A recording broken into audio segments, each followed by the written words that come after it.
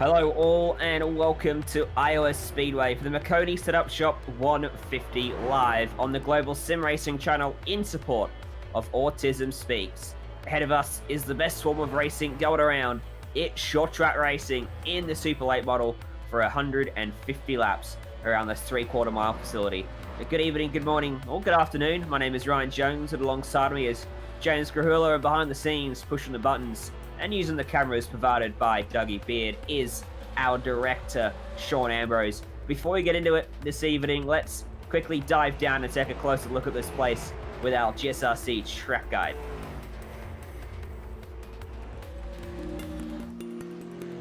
Newton, Iowa, a smaller town situated in the middle of Jasper County. Perhaps best known for being the former home of Maytag and Iowa Speedway, where we find ourselves today. Iowa Speedway is perhaps the best known oval out there not to have a NASCAR Cup Series date. Its 0.88 mile layout has offered a ton of exciting short track races over the years.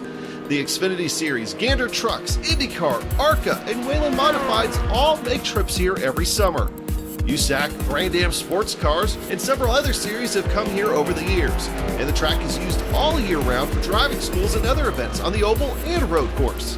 Rusty Wallace helped design Iowa, and he patterned it off a track he saw a lot of success at over the years, Richmond, but it's a little larger and faster. The 12 to 14 degrees of progressive banking in these wide corners really can help get things going. Just watch out for the bumps as the Midwestern winters have taken a toll on the surface. And a real quick, did you know? This track was one of the first built without concrete exterior track walls. It was completely designed with the safer barrier in mind. Enjoy the show at Iowa Speedway.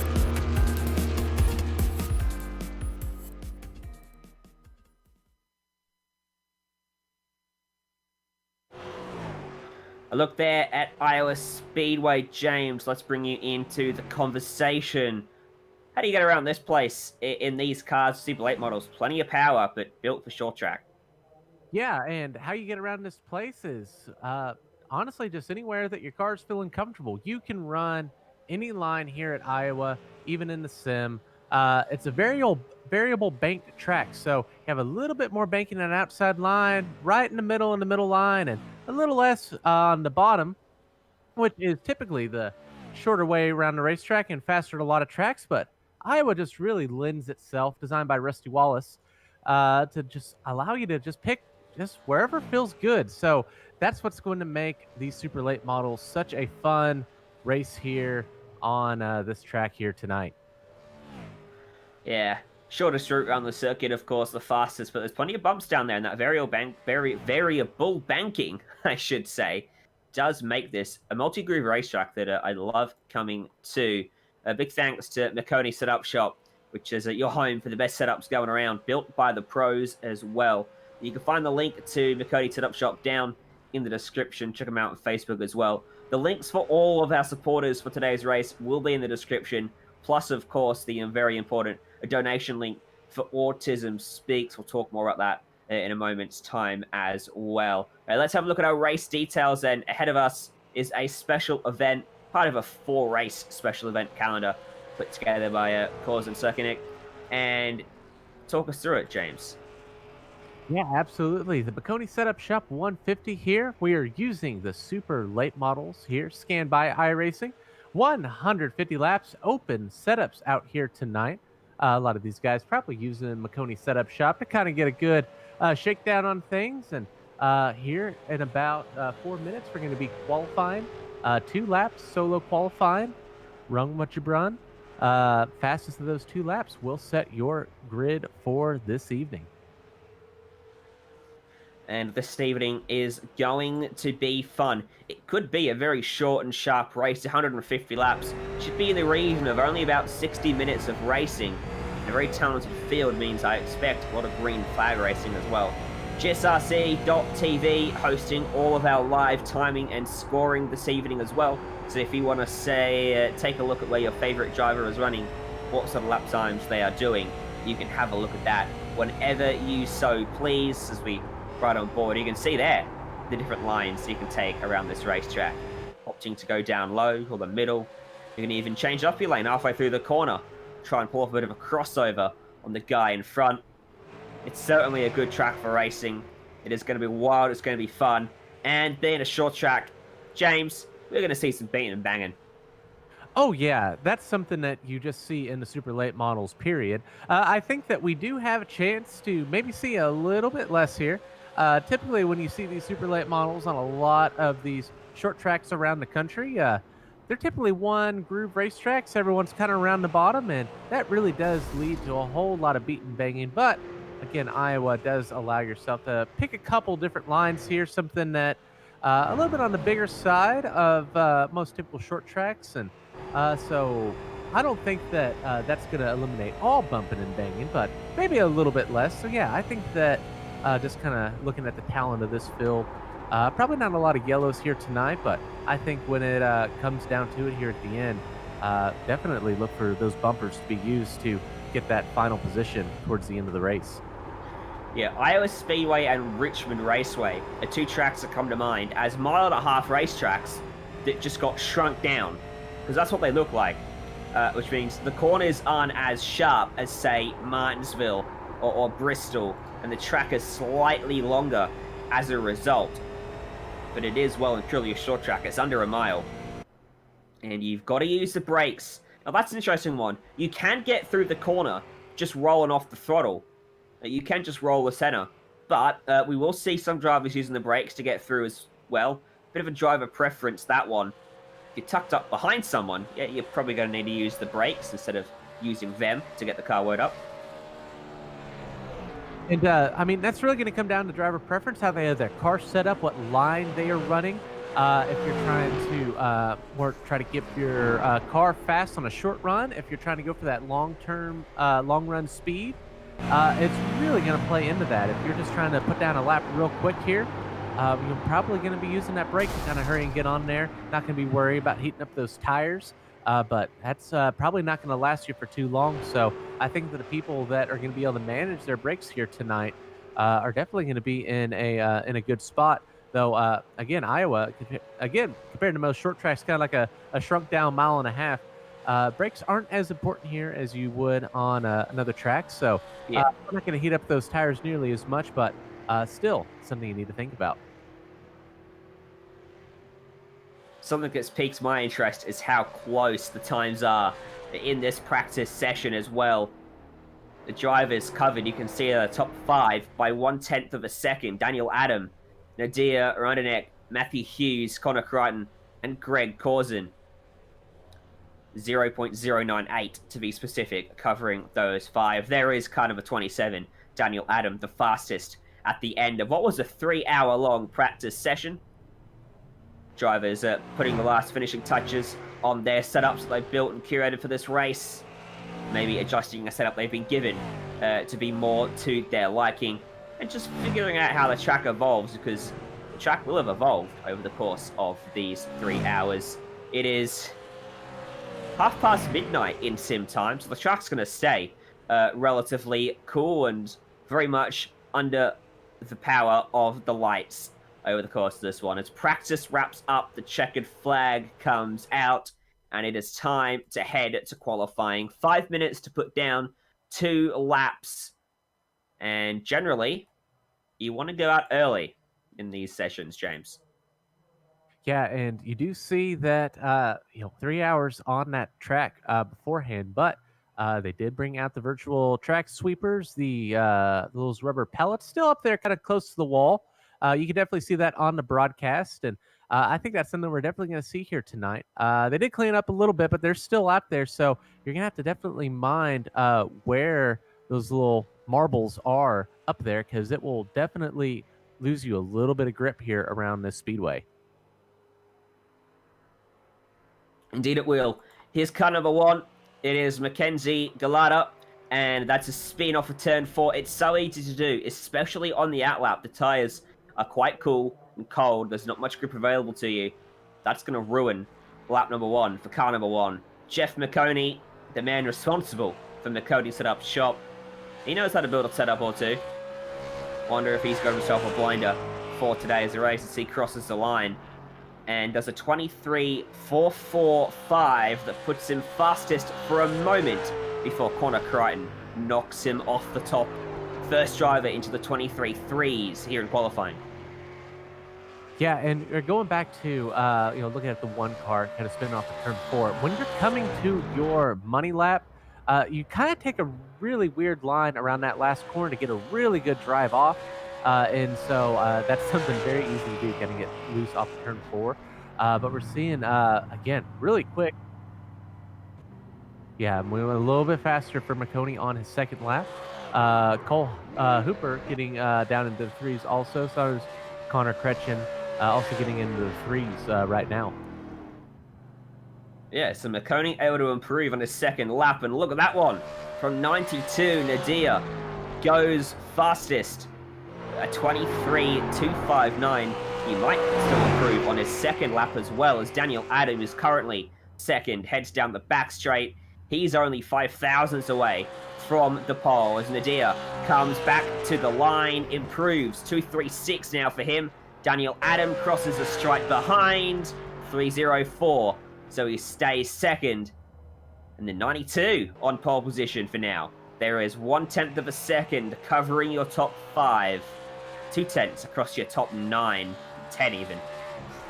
Yeah, and look at Matthew Hughes coming up there in the third, running a 2.92. Oh, and then Robert Corzin coming in there with a 2.71 to take third here. And then Rocky Boyd in the number 16 car, also getting into the twos with a 2.99. 19 of our, 26 drivers have set times so far. Greg Corzin is just beginning his efforts now in, hey, that's my number 11 out of turn 2.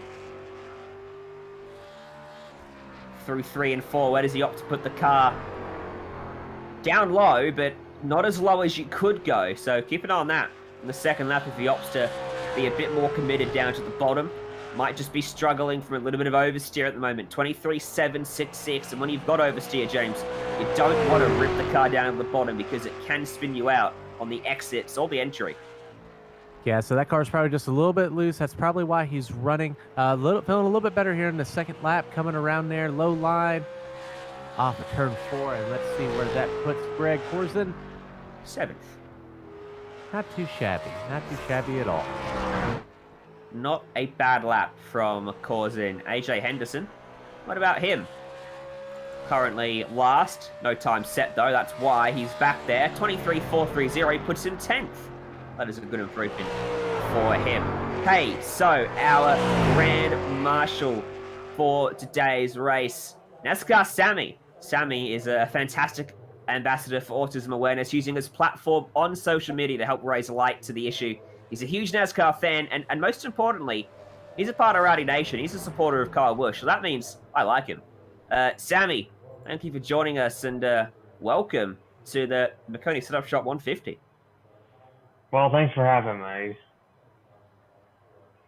Thank you for coming. This event is fantastic. We're raising awareness for a fantastic cause. What does it mean to you to have this sort of event going on?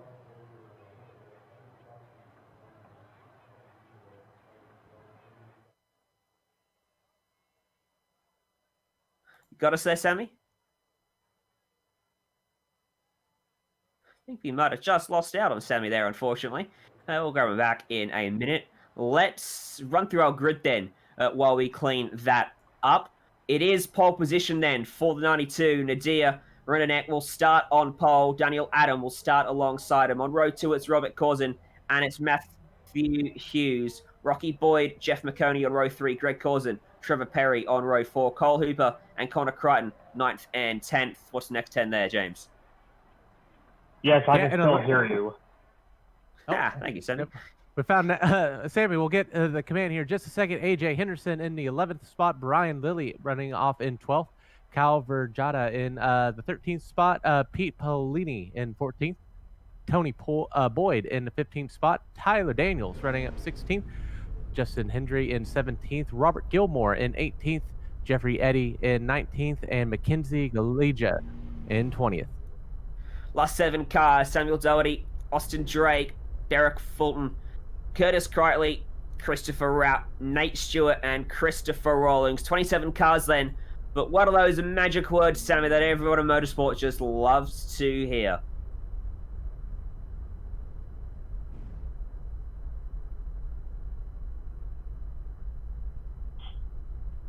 Drivers, start your engines.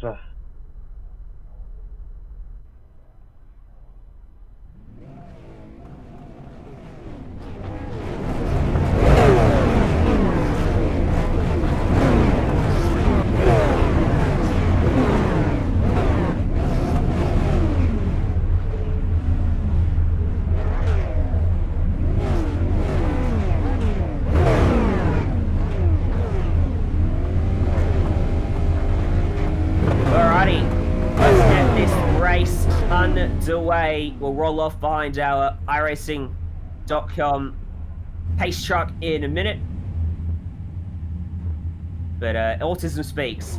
This is what we are raising awareness for. Autism Speaks is dedicated to promoting solutions across the spectrum and throughout the lifespan for the needs of individuals with autism and their families. You can donate if you want. Remember, it doesn't matter how little it is. Everything helps. There is a link to the donation area in the description of the broadcast. Rolling off here, James. What are you expecting from this race? Well, we have, 27 super late models here, 150 laps. They got a wide racetrack with plenty of room to go racing on. I think we're about to see some excitement here, and I think this will be a great event for Autism Awareness. Indeed it will. We should have 2 laps behind this pace truck here. A short track, just allowing drivers a little bit extra time to get themselves off the pit road and actually get moving. Just checking to see if we've got all 27 drivers actually gridded up. It seems we'll have 26. And they are racing for some fun things today, or a fun prize for the winner, I should say. It is the Slam and Sammy Gold Championship belt. It looks pretty damn cool, if I do say so myself. Over on Twitter, it's been making the rounds on the Cousin Zakinic Twitter page. But to get to that, they have to get through 150 laps. If we go green, it should be a one-stop race. Fuel won't be an issue, but the tyres could be the limiting factor in this one. We've already seen how slippery this track can be, especially off of turn number 4. You don't want the old tyres there. But the pace truck's going to get out of the way, and the field going to be left in the hands of Nadia, your pole sitter, coming to the green at Iowa Speedway. The Maconi Setup Shop 150 for Autism Speaks is underway from Iowa. Looks like we got a pretty clean start coming down here, and we see those super late models fanning out using all those lanes here through 1 and 2, down the backstretch. Top 3 break single file. And then Jeff Maconi down on the bottom side with Trevor Perry up top to his outside. Rocky Boyd and Connor Crichton are running side by side behind as well as we complete lap 1 without incident. That's always a good start. There is a car down a pit lane there, just exiting. That's Nate Stewart. Looks like he may have taken a pit lane start. So he goes a lap down very early on in this one. He'll be hoping for a quick caution to get him back. Yeah, we saw that 16 of Rocky Boyd get loose off of turn 4 that last lap. He's good this lap, but that number 14 of Connor Crichton is going to pull away from him. And Connor's going to start moving his way up through the field, start working on Jeffrey Maconi here next. Well, look ahead of him. Trevor Perry's got Robert Corzin up top, and Matthew Hughes making progress. Robert Corzin drops 2 spots to Hughes and Perry. And now Marconi might try to buy into the battle as well. This is the fight for third as the caution we have a yellow, comes out. the 12 car, Samuel. There he is. Samuel Doherty's gone around. Looks like there's no damage on that car though, James. Nope, we'll see here on the replay. This gets a little bit loose, how you're saying. There's a little bit of contact here in the back. That shouldn't hurt him here too badly. Florida registered driver. We'll keep it going there. Car number 12, 23rd. So, yeah, he'll keep rolling. No big damage to his car. Should give the lap back to Nate Stewart, though. Should get the lucky dog here. So that's good news for him. He'll get his lap back. Now, are we going to see any early pit stops? I don't think so. Yeah, this wouldn't make a whole lot of sense right now. I think that maybe later on, and I don't think that we have any limited tires here in this event. So I think that while you could definitely not have to worry, about using up all your tires and everything, there's really not a whole lot of benefit right now unless you just had a little bit of damage there on that first stint. Yeah, you're probably right there as well. Could be limited on tire sets, so I'm not actually quite sure what the ruling is there for this one. They do have a fast repair available to them. Just to explain that, it's a spare car, effectively. You can drive the car, as torn up as it is, back to pit road, and then hop in a spare car, so to speak, and keep on rolling in this race. However, if you end up stuck in a fence or some description like that with a blown engine and you can't make it back to pit road, you are going to have to wait for the car to be virtually towed back to pit lane, which can be up towards 2 and a bit minutes, so you could lose a lap that regard, which is why driving back to pit lane to get a spare car as opposed to towing back to pit lane for a spare car is much better off. Remember that belt I was talking about? Here we've got it up for you there. That's what it looks like. And that is what the winner of this race will get themselves at the end of this one. It is Nadir. Currently in that spot, but it is lap 7 of 150. He's got himself a little ways to go before he gets there. Yeah, but I gotta say, my intensity level goes up a couple notches looking at that belt right there. That is something that I think that any sim racer would love to have on their trophy shelf. Definitely, yeah. Now looking at that, look for these guys to really be going after it here tonight.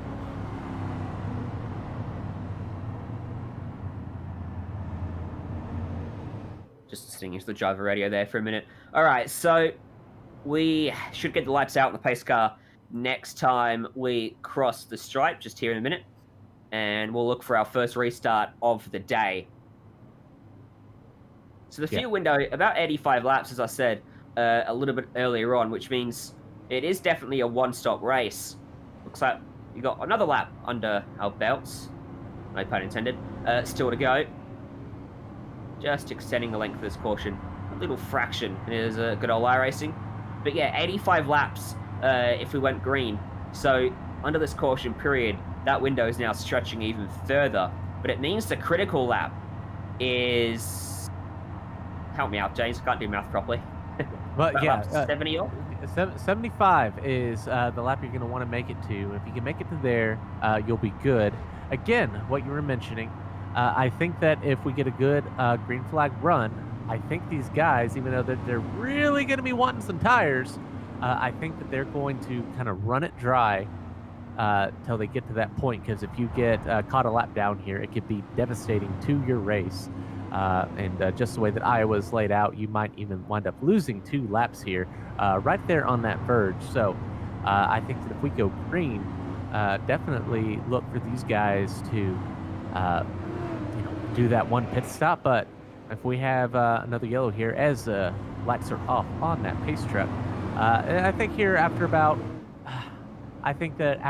20 laps, you're really going to want to come in and get some fresh tires. Now keep in mind too that it's not like taking a NASCAR pit stop here. These super late models, their virtual crew guys aren't as quick as virtual NASCAR pit crews, and so you will be on pit road a little bit longer as you come down to get those tires.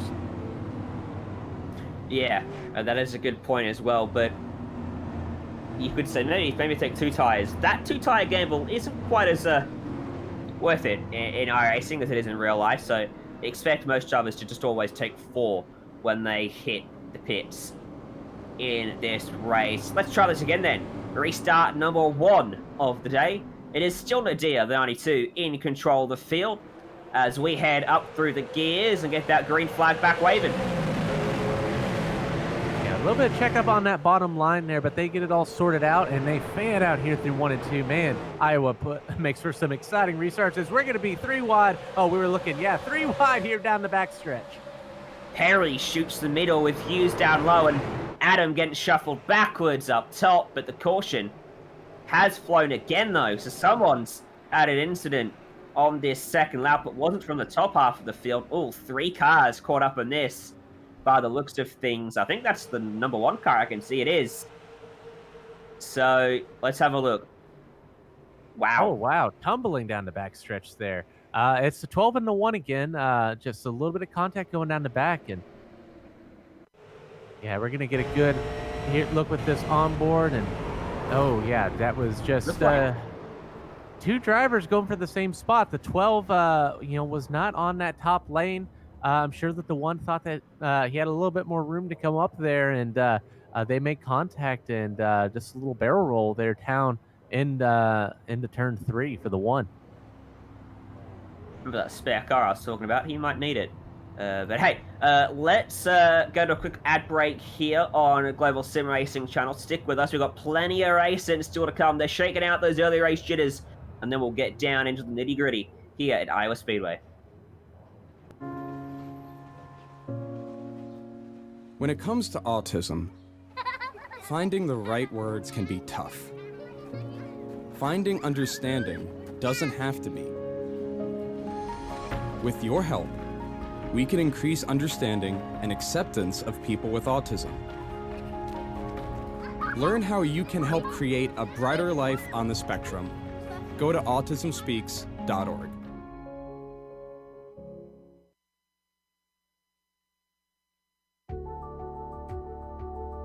My name is Chris Cortali, and I'm going to tell you a little bit about Kindness 101.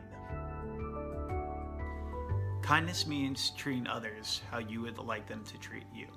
Kindness means being charitable. It's doing nice things for people and not wanting anything in return. Treating people in the most compassionate and caring way that you can, given the circumstances. Kindness is meaningful. Kindness is a powerful thing. Kindness is love. Kindness for the autism community means a person understanding the individual with autism, and not just with autism, with anything that goes on in life. Your kindness is your greatest strength, and to never forget to use it. Someone is always there to encourage you. Someone is always there to say, you got this right. We just want some acceptance. That's all we want. Help create a kinder world for people with autism. Like me.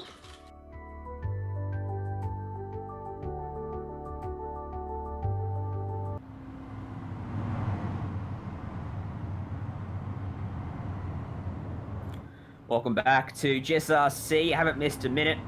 We are still pacing here behind our second caution intervention in the iRacing Pace truck. Remember, donation link for the Maconi Setup Shop 150 to help raise money for Autism Speaks is down in the description of the broadcast. We've raised $625 so far, which is absolutely fantastic. If you chip in just a little bit, maybe we can get to that goal of $1,500. Yeah, if we have 100 people watching, 150 laps, everyone, download or donate, $1 a lap? Is my math? I think my math is way off here. Math and GSRC is not working for us tonight. But what I'm saying is, we got a lot of people here. Throwing a couple dollars, 150 laps. There's some type of math there that it's not a whole lot, and let's get that goal. we got enough people watching. If you all chip in $5, sacrifice your next coffee, and we'll get up to that target pretty damn quickly. Just one donation. That's all we need to do. But hey, let's go back a racing here in a minute. Matthew Hughes up to second now. That good jump that he got, along with Trevor Perry. Hughes actually a little bit fortunate to be still in this second spot because Perry was coming. Daniel Adam also fortunate to still be fourth because he was starting to slip. I reckon Maconi was getting close to getting him. But if we can stay green for a little bit longer, we'll definitely see this shake out. Nadir is loving what he's seeing because it's keeping him up the front. Looks like we're going to grab a single file restart here just to get these guys back going without incident. So coming green, single file restart. Nadir controls us. He pins that throttle. Green flag comes out. And we go racing for the third time today. Good jump for Nadir, but here comes Perry now looking low on Hughes for second. I don't think he's going to quite clear him as they're going to battle here down the backstretch and just clears them there off of turn 2. So that will take Hughes up to that second position. That is a good move from Perry. Behind Daniel Adam is trying to fend off Maconi, who's got a slight overlap down the front straight. And Adam driving down the middle of the racetrack there. Maconi right down on the bottom, and it is the middle that prevails. Check out Rocky Boyd, in fact, right behind in the 16. Looking to the outside of Maconi for a minute. Connor Crichton down on the inside of Maconi. So Maconi went from attacking to very much defending. That's Crichton in the 14 you see down low. The 16 is Rocky Boyd. And then the 8 is Cole Hooper trying to get involved. It has to catch a slide. Good job there, wasn't it, James? Oh, that was an amazing save there. And yeah, you see those guys. You can definitely use that high line in turn 3 and 4. Not so much in 1 and 2. Right in the middle between 1 and 2, there is a really big bump. And that could really upset the car. There's also another bump where that tunnel goes underneath the racetrack at the bottom in 1 and 2 as well, but not as severe. So, you know, kind of a 2-lane racetrack in 1 and 2, and we see a couple guys starting to venture out to that 3rd lane there in 3 and 4. We could see drivers start to get higher in 3 and 4 as the race goes on. I know last time I came running here at James, I was running that very top of the racetrack through 3 and 4, finding some good progress up there. So we'll see if the track comes in to favor that line at any point today. I certainly hope it does, because it could make things very interesting, because then you've got 2 very viable, distinct lines. I just spied someone out of shape out of turn 4, but we keep rolling. We're on board with 2nd place, Trevor Perry. That is the race leader in front of him. And he's sticking with him pretty well here, James. Yeah, there is nothing quite as fun to watch than an onboard of a super late model. The way that these cars handle so much power and so light compared to some of the other cars, the power to weight ratio, these cars are just flying around these tracks. They have so much speed in the corners, and it is quite fun to see. There's no aero push here with these cars, and we're going to see Perry sneak down low here in 3 and 4. Not going to be able to do anything. That 92 is going to hold him off here for another lap, but Perry is definitely starting to get antsy. He is. He wants to get a move on. He's looking in his mirror and he's seeing that Daniel Adam is starting to recover from a lack of pace he sort of had on the initial jumps for our last 2 restarts. And Adam, as a result, is trying to get by Matthew Hughes, but just sort of stuck in a bit of a limbo, that battle, side by side. Connor Crichton watching on. Looking back from Trevor Perry, we were there. Ooh, almost touch out of turn 2. Wonder if it's worth diving it in and trying to slide it up in front of the nose of Hughes if you're Daniel Adam here. No, I think it's a little too early to maybe move that, to try that move. You could see that Daniel Adam definitely has a long run car, so it wasn't as good on the restart, but he's expecting this to go green, and he has his car set up for that, and we're really starting to see that 27 car come alive here as he fully takes that 3rd position. And let's see what he's able to do with your top 2 of Nadir and Trevor Perry. Here we go. Perry gets the run out of turn 4, and he looks to the inside of Nadir. But Nadir's going to hold firm with that 2nd groove through 1 and 2. Doesn't quite get the exit he was looking for. They banked doors there coming out of the 2nd corner. And there's a big gap between them in 3 and 4. Got to be careful they don't come together. And as they run side by side, it's allowing Adam time, hand over fist, as Perry takes away the lead of the race.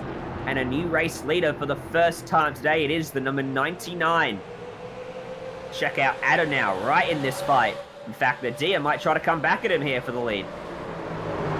Yeah, that Trevor Perry got the lead here, but he just made that a three-way battle. As here is Daniel Adam, bring it to those guys as well. The deer down low. We see Daniel Adam up there using that high line, kind of in the. I'm gonna go down low here. That 27 car, he's able to put that car wherever he wants to on the track. That car is definitely the best handling of the top 5 currently on the track.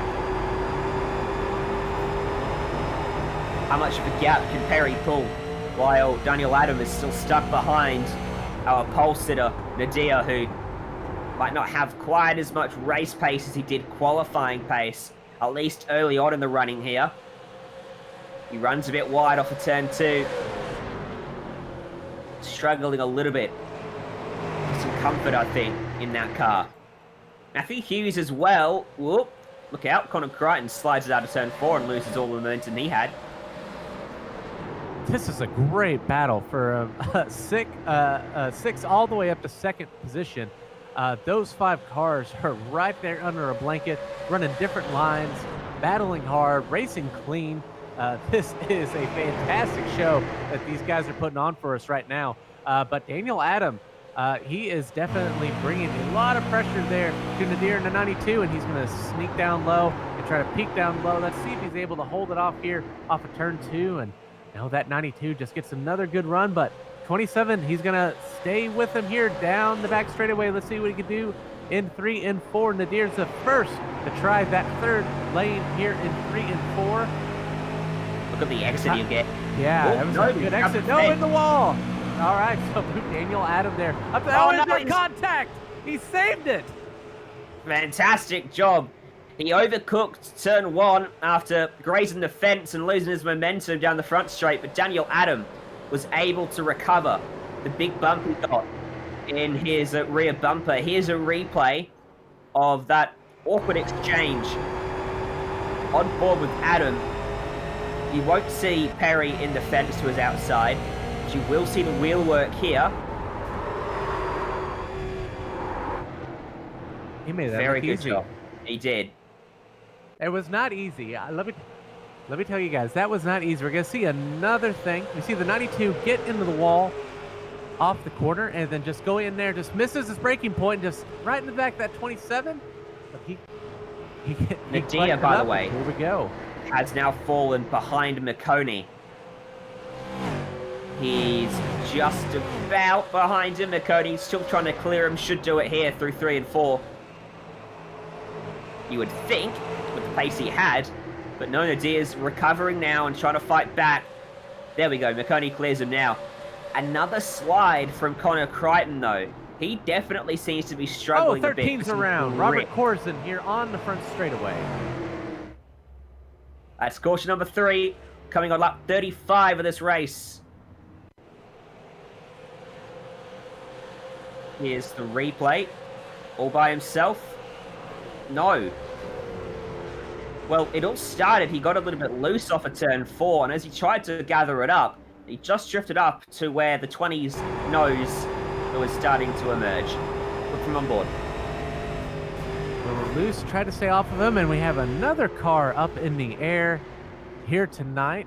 Yeah, we might need to start doing a count of how many cars get airborne here this evening. We're at 2. The nose of the front of the Super Late model does act a bit like a ramp sometimes. Lap 35, we've already seen plenty of drivers slipping and sliding, expecting everyone into pit lane here to grab some fresh tires. They'll fill their cars with fuel while they're down here as well. Here we go. Trevor Perry leads the Stampede to pit road, getting the cars slowed down to the speed limit. Remember, no limiters in these cars. They've got to manually make sure that they don't exceed the speed limit for pit road, which is very slow. Now, Ryan, this brings up the point that you mentioned earlier. Is this going to be a 2-tire or a 4-tire pit stop here for these guys? Are we going to see some people gamble? And let's see. I think 4 as well, but I wouldn't be surprised to see a couple people maybe try 2 tires here, see if they can make up some track position. I mean, they'll get some in the short term, but in the long term, they'll be struggling for some drivability, I think. Super late model pit stops are ridiculously long compared to your top 3 National Series of NASCAR running. Maconi, first off pit road. Great stop for him. Wonder if he took 2. Rocky Boyd is second off. Perry falls to 3rd. Then comes Matthew Hughes. Interesting. Yeah, so that one, and we're seeing some guys talk about how much tire wear they had. That is a lot of tire wear. For those that are iRacers, some people are putting that their tires are down in the mid 80s from that first on that first run. And remember, we only had a couple yellows and everything too, so we had less than probably 30 green flag laps on those cars. Man, that is a lot of tire wear in such a short span of time. There is some bewildered drivers over the in-game radio right now trying to figure out how Maconi took 4 tires and ended up that much quicker in pit road to take the lead of the race. Rocky Boyd as well, jumping up to 2nd. That's a good effort from him. You can see on the left-hand side of your screen the positions gained and lost since the start of the race, mind you. Maconi now +5. But look further down the order. Christopher Rapp is +10. He's up to 15th now.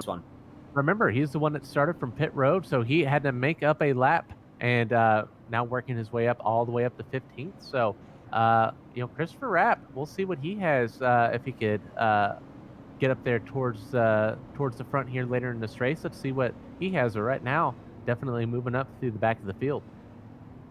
This now means the fuel window. You still can't make it home. If we went green, you could stretch the field as long as about 125 laps or so, which should make it a bit of a splash and dash. In that scenario, would you maybe take 2 to save? It could be interesting, but I don't think we'll get that far without another yellow. It is a short track after all.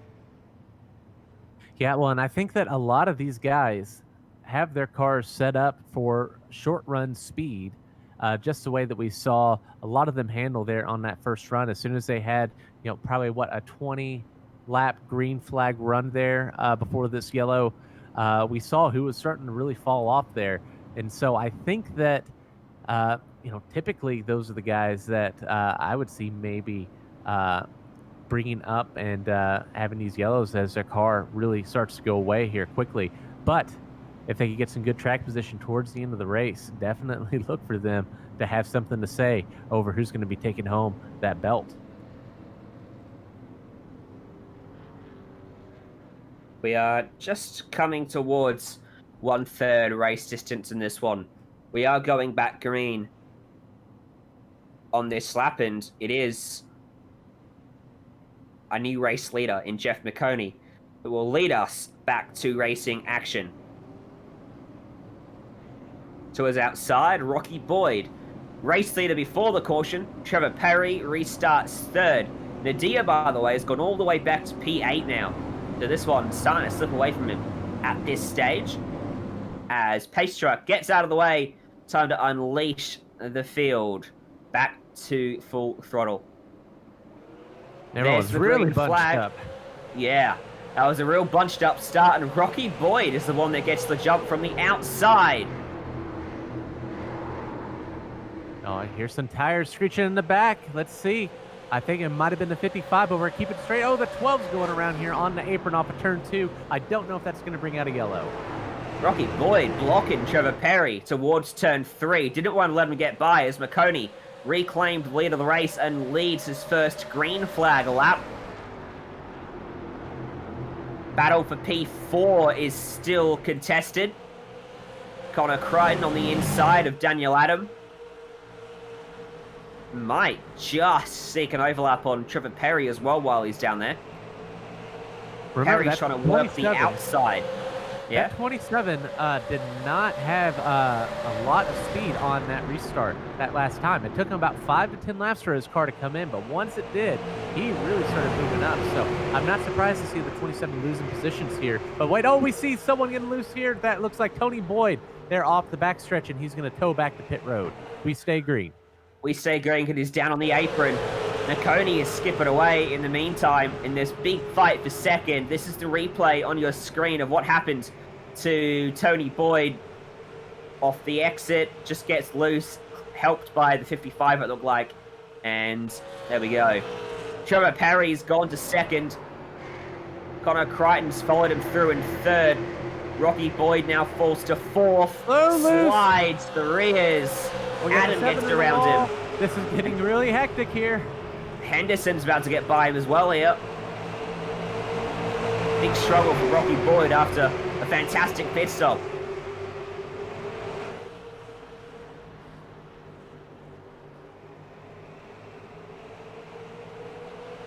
Oh, we're they loose. touch. They do. The 92 is going to keep it straight though and not make too much contact there.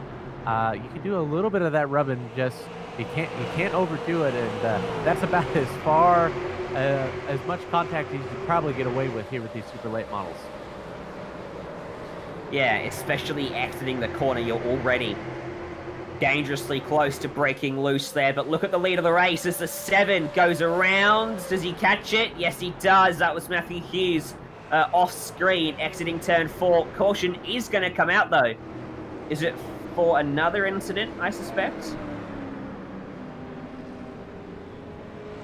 Samuel Doherty, perhaps. He's now right in front of Jeffrey Maconi on the racetrack.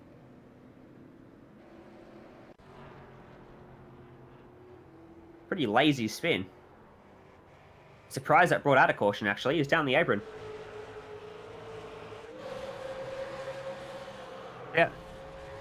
Yep, It was the one you see here on your screen. The one just gets a little bit loose there off of turn 4, overcorrects and gets into that outside wall. And he used his fast repair earlier in the event. Did he get a little bit of contact there? I couldn't see from the onboard. We got a little bit of... We're gonna see from above. So go through turn 4. No, it just gets a little bit loose there off the corner.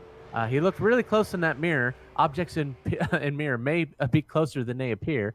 But no contact there, so just a spin. And, well, we see a little trickery here on pit road, and we're going to have a taker back there around 10th position. That's going to be the 8 of Cole Hopper.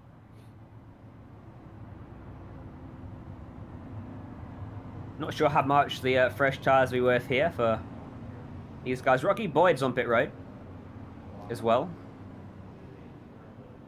That wasn't what Trevor Perry wanted to see. He was just getting to the back of Maconi when that caution flag came out. There's Boyd. Oh, missed his pit pass to back it up just a little bit. Luckily, don't think you'll lose a spot. He was pretty far ahead of the next car on pit road. We saw a lot of cars struggling there, didn't we? A lot of guys breaking loose. Yeah, and that's one thing to kind of keep in mind as well, is that this is open setup, and you are going to notice a little bit of change here throughout the night of how the track is going to be reacting, and you're going to have to make not a whole lot of adjustments you can make here in the super late models, but you're going to have to do a little bit here, probably messing with some tire pressure to get the car to handle a little bit better. And it looks like the cars are just getting just a little bit more loose as the night's going on. I saw a lot more cars sideways, getting loose off the corners, scraping the walls down the straightaway. So these guys are really fighting ill-handling racetrack right now.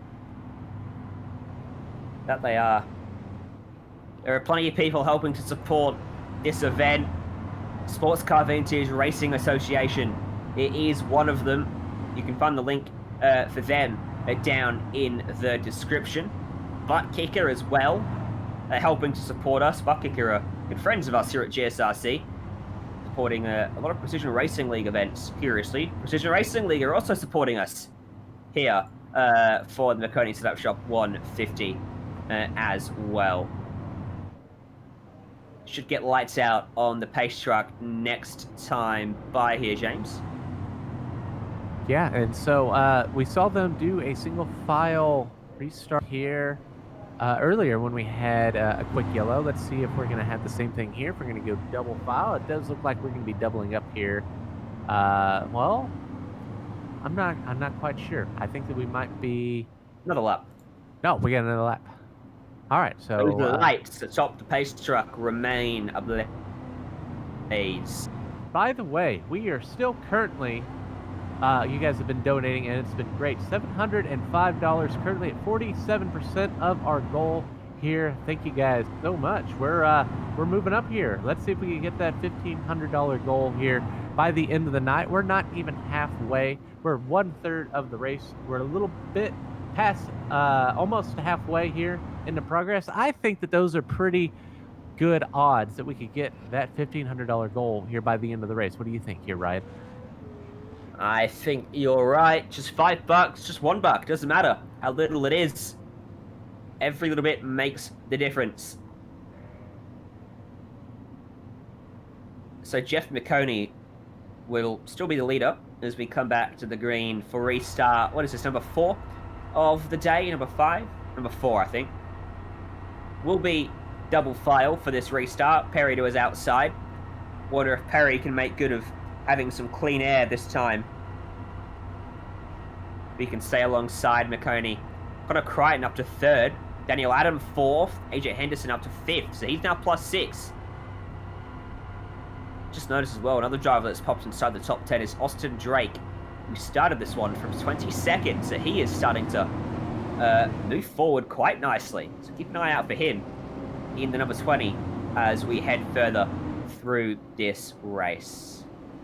Coming back to the green here, James. Yeah, we'll see if these guys had a little bit of a green flag run. Let's see how their cars handle. Pace truck is in under the control of the number 24 of Jeffrey Maconi. And here we go. Clean restart. A little bit of check up there in the back, but we're going to go here down. Trevor Perry is going to stay alongside that 24, and I think he's going to get a good run here through 1 and 2. Let's see what he can do to here down the back straightaway. Did a very good job there. Pinched him down. There's a wreck in the back. You could see it in the background. Caution flies. My question is if Trevor Perry got a nose ahead of Maconi when that caution came out. I reckon he did. So I reckon Perry's taken away the lead of the race. Restarts changed to single file. There was a checkup on the go there for the 12. And yeah, 4 wide at Iowa just typically doesn't work out. I mean, it's a wide track, but 4 wide's a little ambitious. We're going to see who's leading here at time of yellow, just kind of get an idea of who. And I do think that, yeah, Trevor Perry, I think, was leading there down the back straightaway. So new leader here, the number 99 of Trevor Perry. Outside worked well for him. He pinched Maconi down in the middle of 1 and 2, and then opened up his throttle on the exit to get that momentum down the back straight. Stick with us. Lap 55, 150, raising awareness for Autism Speaks. Maconi Setup Shop 150 from Iowa. Look at me. Hey. Raymond, look at Mommy. Maybe the light hurts his eyes. Maybe she's just not hungry. Maybe he can't hear us. Maybe we're not stimulating him enough. Maybe it's a phase.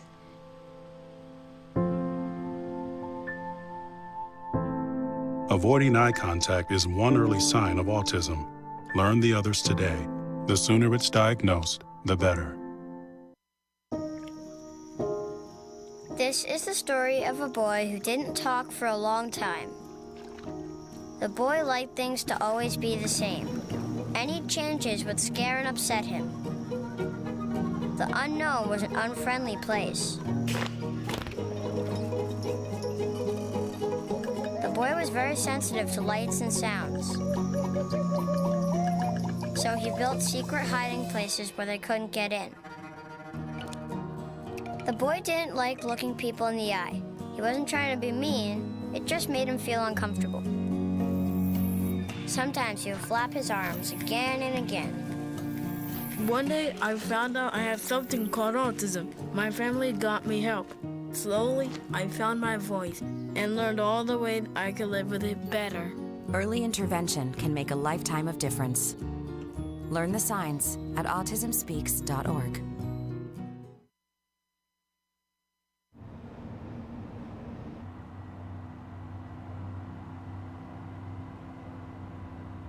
welcome back to Iowa. There's your race leader. It is Trevor Perry. What a paint scheme. That is an Autism Speaks paint scheme that he is rocking. And despite being predominantly white, I think that's the most colorful white car I've ever seen.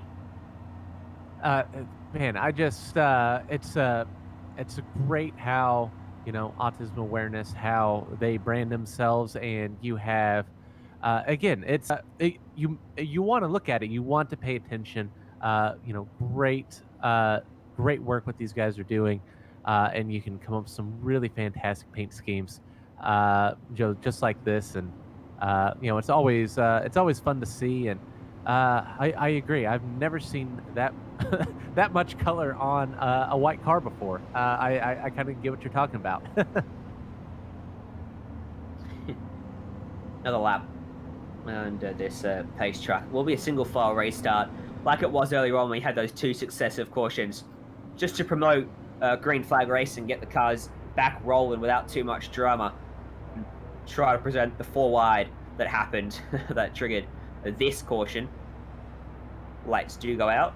Austin Drake picks up 1 more spot on that half a lap shoot there, so he's now up to 7th, plus 15 in this race for him. Christopher Rapp is 25th to 14th, so he's plus 11. They are our 2 biggest movers by quite some way in this one. 2 retirements at this point. Nate Stewart, 24th. Mackenzie Galata, 23rd. Looks like Robert Gilmore as well in 22nd. And Samuel Doherty in 21st. There are still 20 cars running. All of them are on the lead lap. And we are going to come back race then this time. On to lap 59 once we cross the stripe. It'll be 62 to go. Hell no. It'll be 92 to go in this race. Yeah, there goes that math again. But we do know colors, and green flag is out. Single file restart, so it's very important for Trevor Perry to get the lead there on that restart. Oh, the 27 is going to get hit again. Is he going to save it? He is. That is a fantastic recovery from Daniel Adam. He has done it again. He keeps us green single-handedly, but he is going to lose some time on the racetrack. He slots in right in front of Greg Corzin, who's still trying to work his outside with Matthew Hughes underneath his rear spoiler. Now looking to his low side is Matthew Hughes. There he is, sporting a paint scheme identical to that of Trevor Perry's, actually. Yeah, you'll see those 7s on those cars. We might refer to them as a different number, but they both have that painted 7 on the side. So we'll do our best to try and differentiate when we can. But right now we're seeing that 7 get a good spot, and then looks like 3 wide. Nope, they're gonna be a little bit smarter about it this time. But a good side-by-side battle here right behind. Indeed it is. There's 3-4 cars involved in that. I want to check in on the race leader though. Trevor Perry, given the opportunity to lead this race, and what can he do with it? Maconi is sticking with him though. And I did hear a report potentially that Maconi accidentally used his spare car when he made that first pit stop. So he doesn't have any breathing space there if he does get involved in an incident. Yeah, and in real life, again, very generous here with the rules. We have no limits on tires here. You do get 1 fast repair. I mean, you can come down and essentially, it's about the only thing that isn't simulated. Is you just get a brand new car right in the middle of the race. So a little bit quicker than what you would see with a car swap when Formula E was doing those. But yeah, that fast repair, as it's called, is something that is pre-checked in the pit stop box area. So when you come down pit road, you don't have that turned off and you have any amount of damage on your car, it will change and give you that new car and use your fast repair. And that's something that he will not be able to use here for the rest of the event. But you know what? He the first time we get to see a little bit of how his car's actually handling as he's up front here. You know, we saw the speed from Nadir earlier. Doesn't seem to have a long run car. That 27 is very fast if people can stay off of his rear bumper.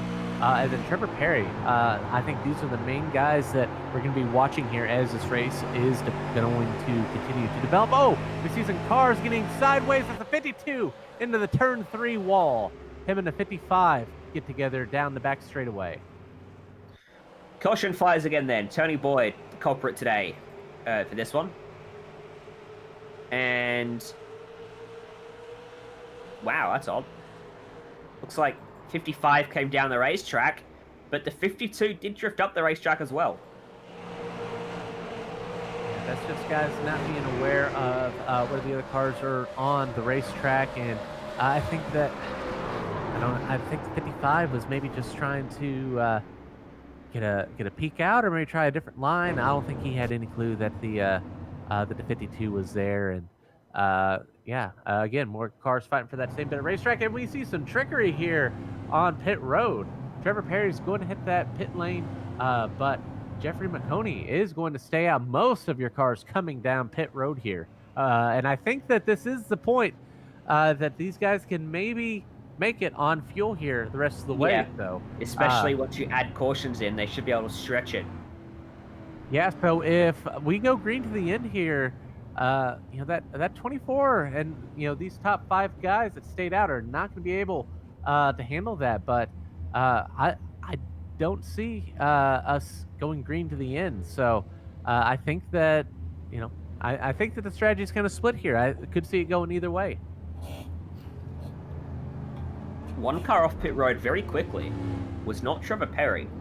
Yeah, we got some 2-tire guys here, definitely. That's we saw some guys really take up and make up a lot of time on pit road there. So I think that we did see some guys maybe try 2 tires here on this pit stop.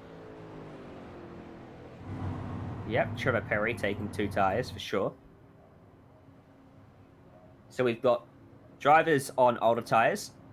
Jeff Maconi, Connor Crichton, Cole Hooper, Christopher Rout, Robert Corzin. Then AJ Henderson on 2 tires, Trevor Perry on 4, Pete Polini I think's taken 2 along with Austin Drake. Maybe Pete Polini took 2, and then I think Austin Drake on backwards all took 4. Well, I think this will really be a good sign of how well your tires are going to wind up working out for you. So, a little bit older tires here. For your top 5, definitely, especially be looking at what Jeffrey and Connor are going to be doing there in the top 2 right now. They were, I think that the 8 and the 26. Well, 26 is coming down the pit road anyway, but the 8 and the 13 have been on pit road more recently than your top 2. And then we have some 2 tires, we have some 4 tires. So this is really going to let everyone know what's going to work and what's not going to work here towards the end of the race. I'm already losing track of all the different strategies at play right now. There's 19 cars left on the lead lap, I can tell you that much. Tony Boyd is on pit road and most likely a retirement for this one in 20th. Currently scored 2 laps down.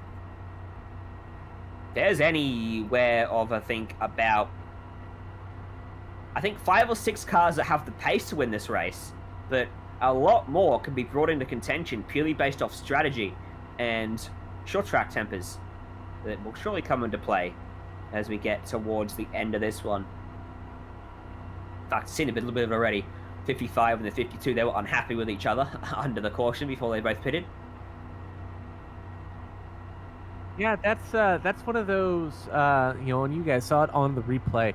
That's one of those situations where both drivers are going to be blaming the other one, even though that they both kind of were going towards the same spot, and that's going to be something that they're just going to have to work out after the race when they can, look at the real story there and see the replay and find out what actually happened there.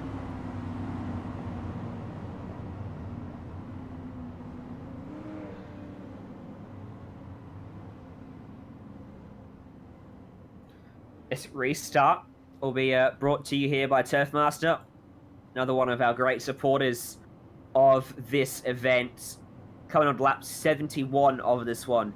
Remember, we called out the critical lap as being about lap 75. So it's going to be interesting to see what happens if we do stay green. we know if we do, there are a bunch of cars that are going to have to pit again. Namely, the top 4, at least. AJ Henderson in 5th, maybe the 1st, but he's not going to have as much fuel because he only took 2 tyres, so he could have to pit as well. Here we go then. Who knows? Coming back to the green, it is Maconi that controls us once more. Away we go, and look at the momentum from Henderson. Judging that restart perfectly to the top side. He's already up to 4th. And Trevor Perry following him through, James. Yeah, remember, for you stock car fans that are not used to seeing single file restarts anymore, that was a legal move. You can make a pass there on the outside, and again, he timed it perfectly. The cars in front of him left him a lane, and he took advantage, and up to 3rd for Henderson. Way to go on that restart. Those 2 tires are working well. A little bit surprised by that. It doesn't often pan out, but I suppose those left sides are new enough. Trevor Perry's struggling to find a little bit of progress at the moment. They are stacked up 2 by 2. Back of the shot, there you go. Pete Polini, Robert Corzin, Daniel Adam, and Nadir. Looks like Polini's going to win out over Corzin. And Adam going to get by as well here. Corzin on the older tyres is going backwards pretty quickly. Again, we have not seen Adams get back up and recover from. Oh, we're going to see contact. The 92, the 88 are going to be going sideways, and this is going to bring out a yellow as the 88 is going to be stopped sideways here on the front straightaway. Well, that's disappointing.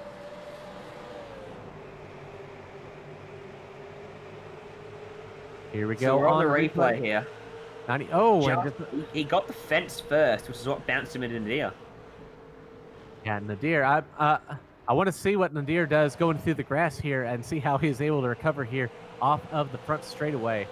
Let's see, yeah, just a little bit of contact there, and man, going through the grass, and that second contact's really going to hurt that 92. Hopefully he has not used his faster pair, and thankfully he is able to keep it down and not go back up the racetrack and cause more damage.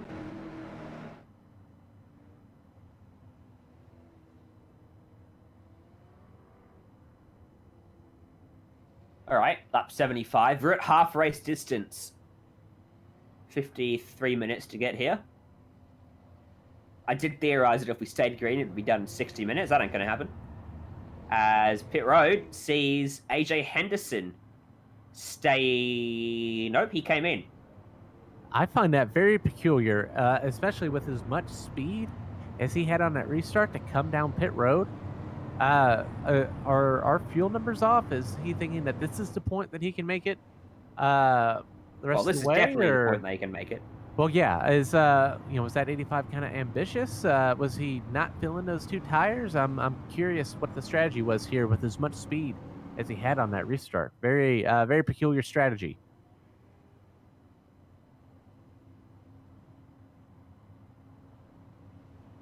See the cone knock through the uprights. It's good. See, I've seen him come through and do that multiple times tonight. It's almost like a game now at this point to get the pit exit merge onto the backstretch cone. We get punted out, and that guy that's setting up that cone here tonight is definitely getting his work in. It's at least the 10th time I've seen that cone get punted through the air. Yeah, that is for sure. So, seeing a lot of incidents on the track today, James. What's the reason for that, do you think? I mean, we know the car's a bit slippy in the back. It's a lot of oversteer on the exits of the corners, and to me, that's what it seems to be, the majority of the incidents stemming from. Yeah, I think that remember, this is an open setup race, and a lot of these guys know that in order to be fast towards the end of the race, they're going to need to be loose starting off. And with these tires, as cold as they are on these restarts, these cars are definitely a handful. And I think that the problem is these guys are just not getting enough heat in the tires before, the next yellow and everything comes out. And you have a lot of guys that are, we're past halfway. It's not a very long race, even though that, we're an hour in. It can go by very, very quickly. And I think that these guys are just trying to get up there towards the beginning. We're seeing a lot of different pit strategies as well, as far as guys on different sets of tires, and we're seeing that speed difference. There's a lot of things that I think are playing into the amount of cautions that we've had here. But these guys are going to have to settle down a little bit if we're going to get done here. And these guys are going to have a chance to really have a chance to kind of race it out here towards the end.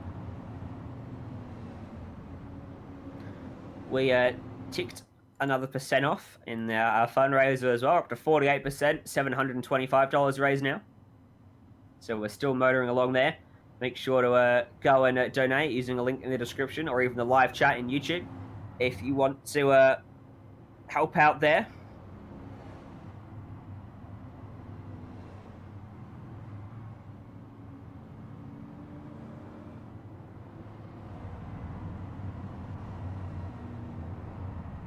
Now, who is it? Matthew Hughes. Matthew Hughes is one of a couple of drivers actually streaming their perspective of the race at the moment. I think him and Trevor Perry are both streaming. I don't know if he's... Matt's not streaming tonight, but he is a popular streamer. Yeah, very entertaining if you've ever had a chance to watch him. At Pudgen... Oh, man. I have no... Pugadowski on Facebook. Quite entertaining person to get out there and watch. So definitely go and check him out. And yeah, we also saw Daniel Adam as well. If we get if we're able to get a shot from the hood of the 7, you'll get a good view of his Twitch channel. There we go. And we get to see there Daniel Adam. Again, been very, very fast tonight. If we're able to get to the car behind, director, there we go. And we're back and you'll green. see as we go racing. And slow car down low gets out of the way, stays out of the way. That was Austin Drake, who had restarted 4th, but already losing half a dozen spots. As Maconi leaves us. Crichton 2nd, Trevor Perry 3rd, then comes Daniel Adam behind him.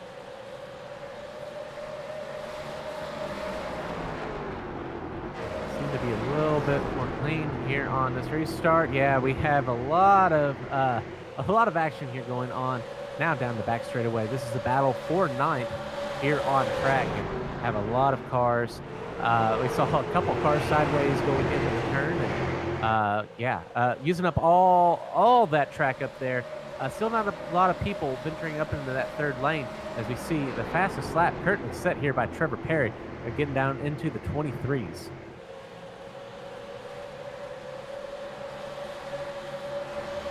Just up in front of them is a good battle as well. Rocky Boyd in 5th is trying to fend off Austin Drake, and Matthew Hughes. Now Drake, I don't know why he was so slow on that restart. But whatever issue he had is recovered, and he's now showing decent pace and could get back inside the top 5 here. You can find a way alongside him, but look at the lead of the race. Maconi looks in his mirrors, and you'll see Trevor Perry down on the inside. Connor Crichton in behind him. Perry on the fresher tyres, looking to work them to his advantage here and make use of them. And this is going to be important for how the end of this race is going to wind up working out with those tire differences. And Maconi is holding off Trevor Perry a lot better than we thought he would. Doing a very good job, isn't he? Holding his line very well, not making any mistakes, not giving up any opportunities that make life too easy for Perry. Perry had a pretty good run there, but just on the exit of the corner, he gets pinched off a bit and can't get the power down as early as he'd like. Now he's starting to find some real confidence on the brakes down low. And there's almost contact off the corner as again Maconi tried to pinch him. He might have this one done.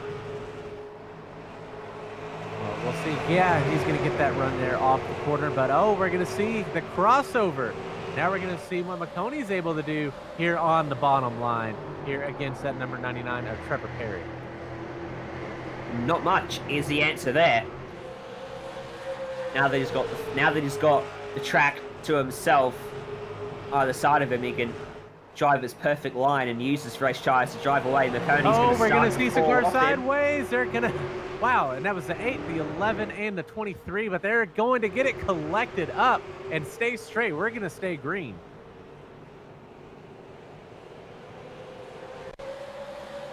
Looking here at the replay.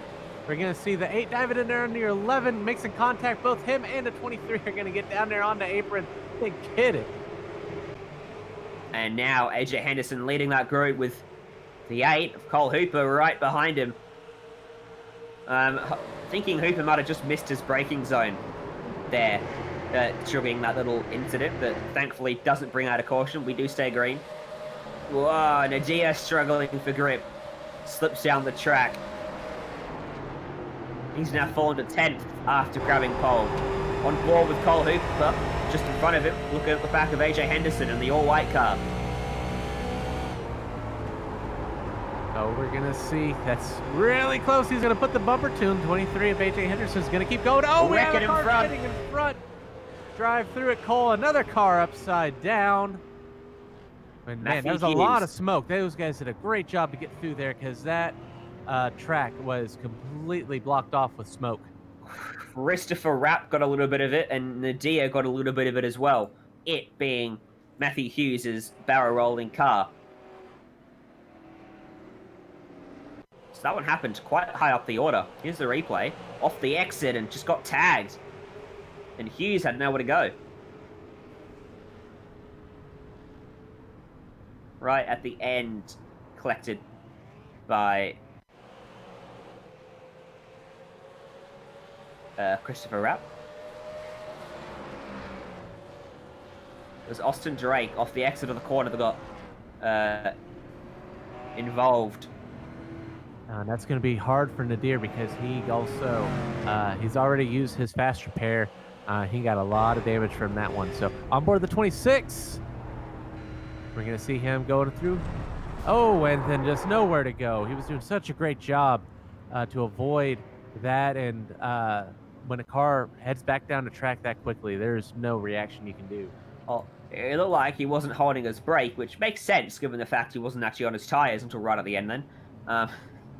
The brakes work better when you have at least one tire making contact with the pavement. Everyone on pit road now because you can grab some fuel and tires and probably get home without pitting no matter when the caution comes out because tires should hold up reasonably well across 55 or so laps. A couple cars stayed out. Jeffrey Eddy, Brian Lilly and Carl Pagata, their 3rd, 2nd, and 1st, respectively. Henderson wins the race off.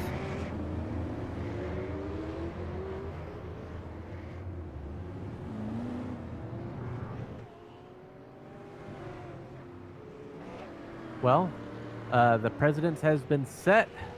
I think I said that word wrong. I don't know if I have the vocabulary and grammar to get it correctly, but I think that we know if the tires are going to wind up working, and we know that 4 fresh tires is going to be more than likely the strategy that's going to wind up winning this race for the cars at the end. I think that you're not going to be able to hold off a car with fresher tires behind you for very long at all.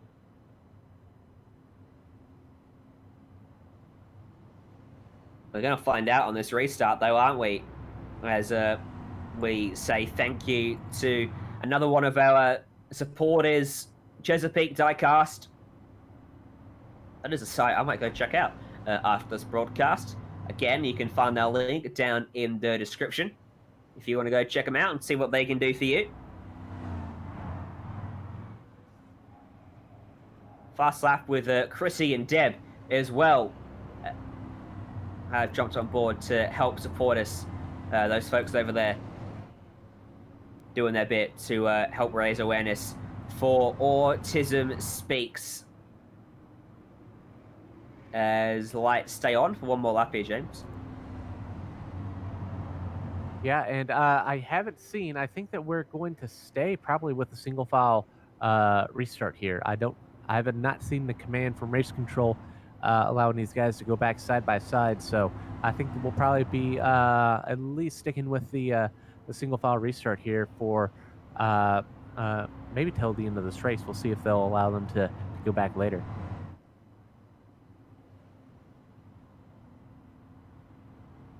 Well, we've seen plenty of carnage on the restart, so maybe single file is safest for these guys. And that's just been a really neat feature. It's something that a lot of leagues have been doing, for a while, but now actually having the actual command and the feature to change from double file to single file restart. And we see a lot of real life short tracks around the country using this exact same rule. And so it just makes a whole lot of sense to implement it here. And, it's just another really cool feature that iRacing has given the league and race control another tool that they're able to use in their toolbox. But just allowing these guys to kind of get spread out, and as much as we love Rex, we don't like the pacing, and so we definitely want to get some green flag laps here.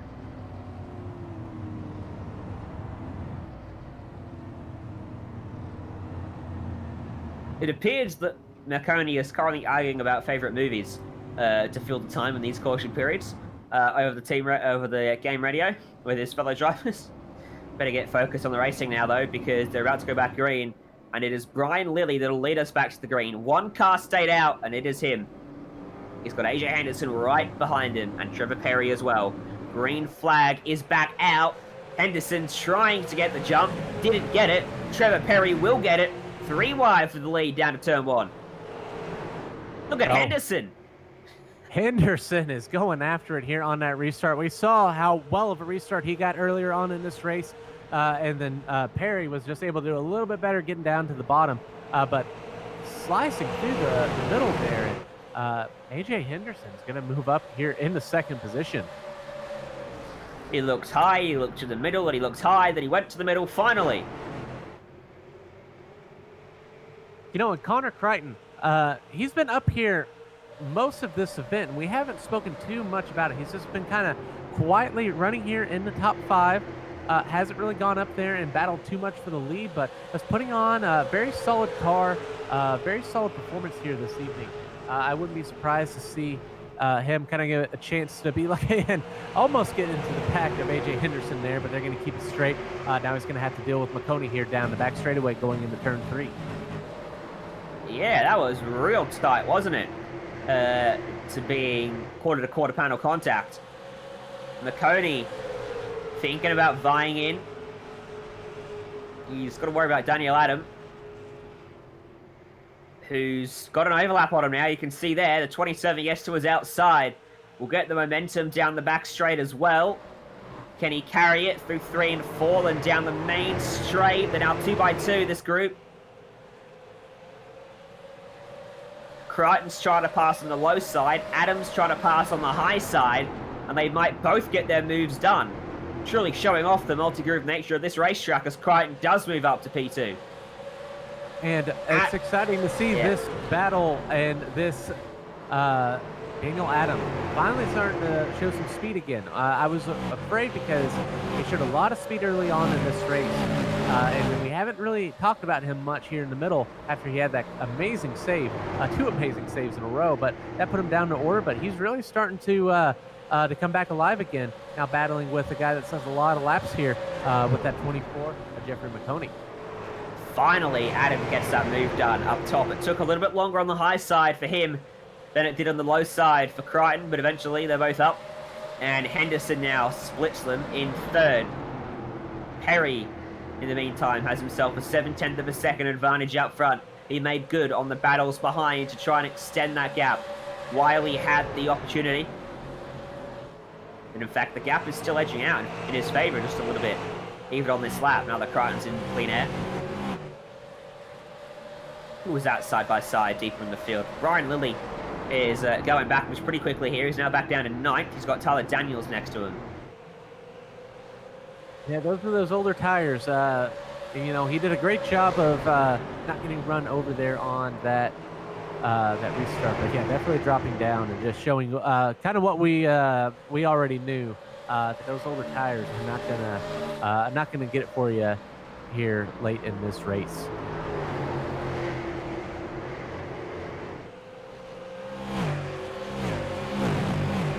There's the gaps down the back straight and what they look like.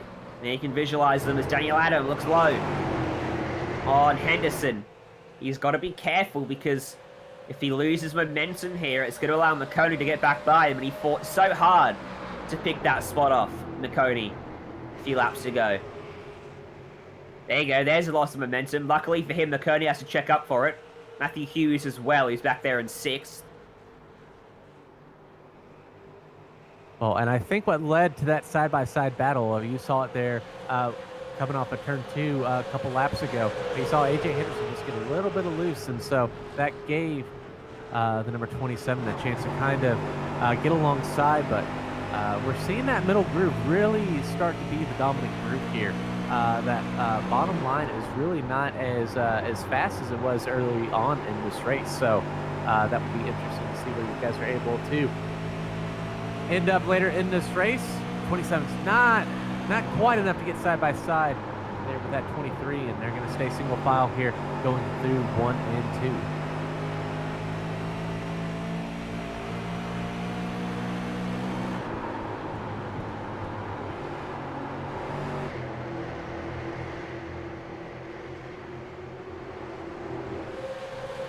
2. On that onboard shot, and now looking from up high with the TV cameras, you actually see, yes, it was that close. Oh, we're going to see Jeffrey Maconi get a chance to get side by side there with Daniel Adam.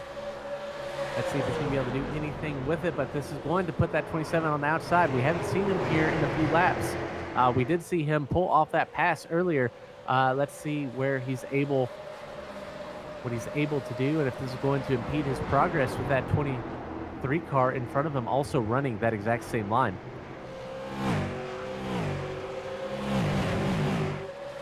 Just not going to work out for him.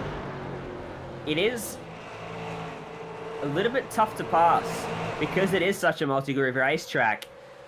You can't just take away the preferred line and make the move, because suddenly they find pace on wherever you push them to, whether that be the outside or whether you force them to the inside, as Henderson struggling.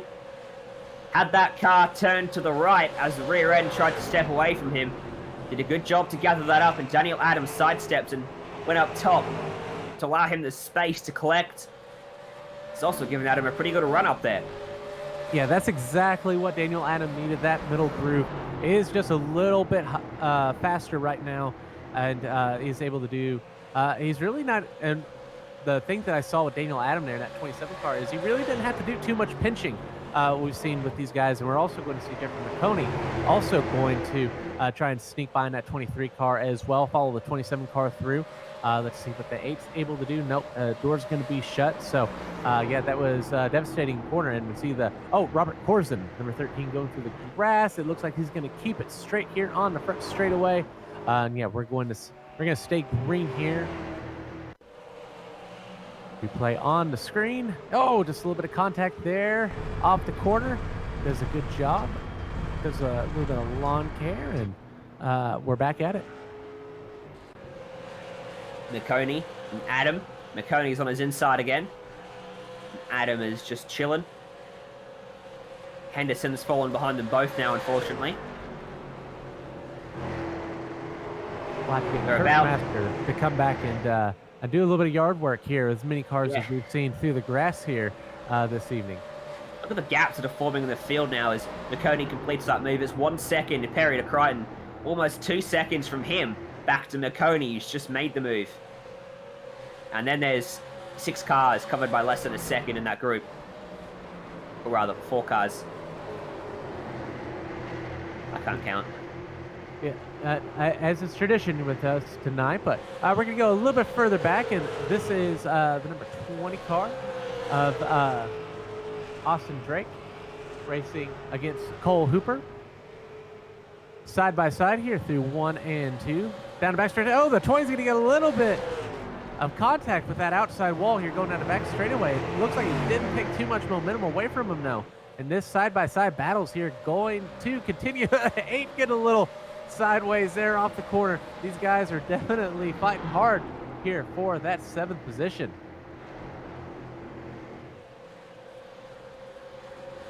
The traction doesn't seem to be there for the 8. His rear tires have been used up, chewed up, and they're not offering him much in the way of grip. Drake is plus 15 as he solidifies his hold on 7th now. Behind these guys, Rocky Boyd has got Tyler Daniels behind him, and then Nadir behind him. Nadir lapping quicker than Tyler last lap, but I suspect last lap Rocky made the move and got by Tyler Daniels. These guys have finally gotten spread out, and as you were saying, this race is really starting to click off. We're already at lap 118, coming up this slide, 31 to go, as we're going to go back to your leader, Trevor Perry, who has been very quick all event long, currently leading 1.3 seconds over Connor Crichton. And again, I mentioned it earlier, how he's just quietly been in the top 5 all event long, and still kind of holding strong. That gap has really held steady here in the last few laps. Maybe Trevor Perry's just kind of saving his tires and only running as quick as he needs to. But we're going to go back here to Austin Drake and Cole Hooper. Here in this 7th place battle is still going on hard. That 8 is just now starting to get enough traction. Let's see if the 20 has any momentum here down the back straightaway, and no. And so finally give that 7th spot there to Cole Hooper. Whoa, loose! Maybe not, maybe not. Oh, I think he's gonna hold on to it. But yeah, that was a battle for a good 10 laps there.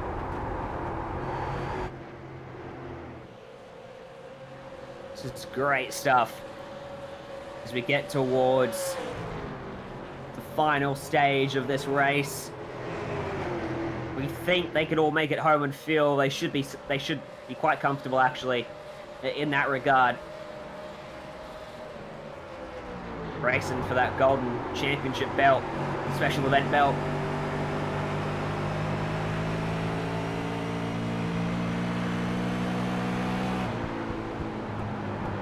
At the moment, it is Trevor Perry that will secure it. He's got a 1.5 second advantage. The last thing he wants to see is a caution with 26 laps to go. He is only stretching the margin over Connor Crichton.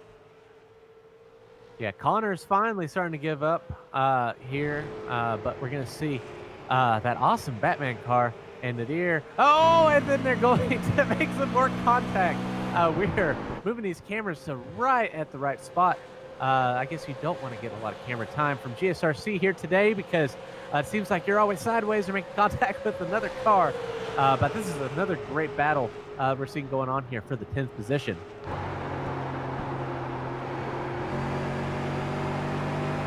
Oh, Brian Lilly got the apron and it spins him down. And he keeps it rolling. That relieves some of the pressure from Nadir. Now we can focus on trying to run down Tyler Daniels here. Tyler's moves quite a way up the racetrack for the entry to turn 1, but he cuts it back for the exit.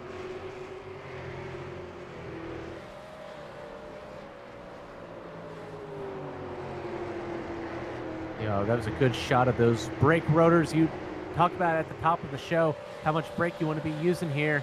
And we see those brake rotors glowing as he's heading in that first turn here. This is number 25 of Daniels. Again, more pressure here from that 92. This battle looks like it's going to be resuming here. Well, yeah, you're seeing that, and I think that that's what we were talking about. The more brakes you're using, it's gonna really be hurt towards the end of a long green flag run, and I think that that's why we're seeing that 92 really start to put a lot of pressure on that number 25. The drop-off in terms of time, the wear on these tyres is about a straight second from the fastest lap of the race for each driver. Trevor Perry, 23.6 is the best he's done. He's just done a 24.6 last time by. So the drop-off isn't significant. That you certainly feel it more in terms of the actual grip available to you. I failed to mention, I think, how the brake usage would change over the course of the run. Certainly the closer you get to the end of the run, the more you're using the brake because less grip available. You've got to slow the car up. Well, and these guys are also limited too, and you'll see on some shots here around the track, we're seeing a lot of rubber buildup, especially in that third groove, and I think that has a lot to do. Typically that third groove here at Iowa, especially in 3 and 4, is really good. We're seeing another side-by-side battle here between Hooper and Hughes.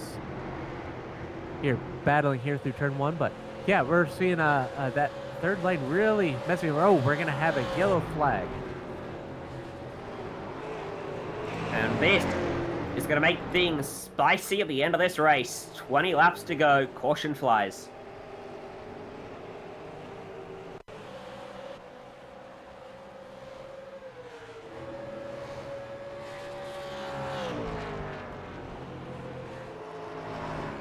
What happened there, James? That is what we call, that is the virtual version of a right front tire blowing. Going into the corner, and something broke, and he went into that outside wall pretty hard, and yeah, that's something broke in real life, and that's what we saw. And one thing we're definitely going to see here, no confusion, everyone's coming down pit road, everyone's getting 4 tires. Yep. I cannot believe that there are 2 people staying out, the 14 and the 23 of Connor Cratchin and AJ Henderson. I don't know. I have no clue what they're thinking on that one. We saw, again, over a second drop-off. Yeah, it was a second. And then in terms of drop-off, it's not the worst you'll ever see at racetracks, but it's significant enough that with a 16, 17 lap run, you're not going to be in a good spot. So the race off pit road, is anyone going to gamble their tyres, or are they going to take 4? Matthew Hughes is the first one off the road. So he took 2. And then comes Trevor Perry, Maconi behind him. Robert Corzin, Daniel Adam. This is really going to make things interesting. Well, we saw one car stay out on that last restart. I believe it was the 15 who had older tires, and he didn't make it too much further past the start-finish line before he was overtaken by 2 cars on a single file restart, mind you. So I just don't see the strategy working out here for your top 2. It is going to be a wild finish to this one at Iowa. Stay with us here on the Global Sim Racing channel. When it comes to autism, finding the right words can be tough. Finding understanding doesn't have to be. With your help, we can increase understanding and acceptance of people with autism. Learn how you can help create a brighter life on the spectrum. Go to autismspeaks.org.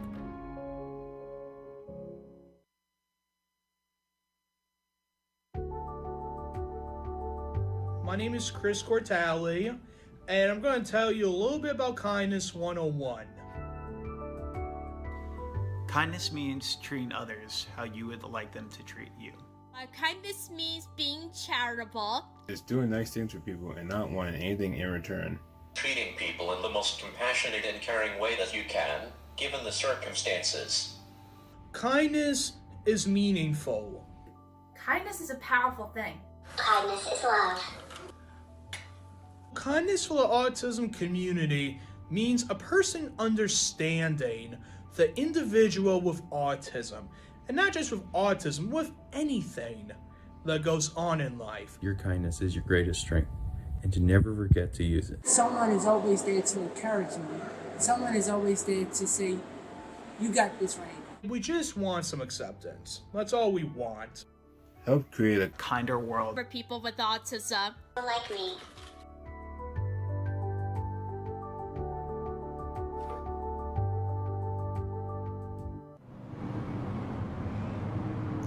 We are racing for a fantastic cause. Autism Speaks does a fantastic job to raise awareness for autism and the effects it has. Plenty of people have helped support this race, including Fredericksburg Fitness and also Kabbalah Consolidated. They have both stepped up to the plate and helped to support us and helped to raise the donations that have taken us to what amount at the moment are we at now, James? We are also we are at 745. We have a goal of 1,500 here, so just almost to halfway. So have a little bit further left. Well, we don't have much race left to go, so pace track lights are still on, but no. I think we're going back green this time. Yep. Okay. We're going to get the restart this time, James. Connor Crichton in control of the field with AJ Henderson on their old tires. Back to the green. 15 laps to go in the Maconi Setup Shop 150. And Henderson moves up and Perry goes through the middle. Henderson already dropping 3 spots. Crichton still leads us towards 3 and 4. Here comes Perry. We saw the cars get together on that restart, but they're able to keep it straight. So we're going to stay green here. 3 wide for the lead. Connor Crichton on those older tires. Let's see if he's able to hold off Trevor Perry and Matthew Hughes. Side by side here through 1 and 2. Let's see that low lane, and he's going to make it work. Trevor Perry back to the front.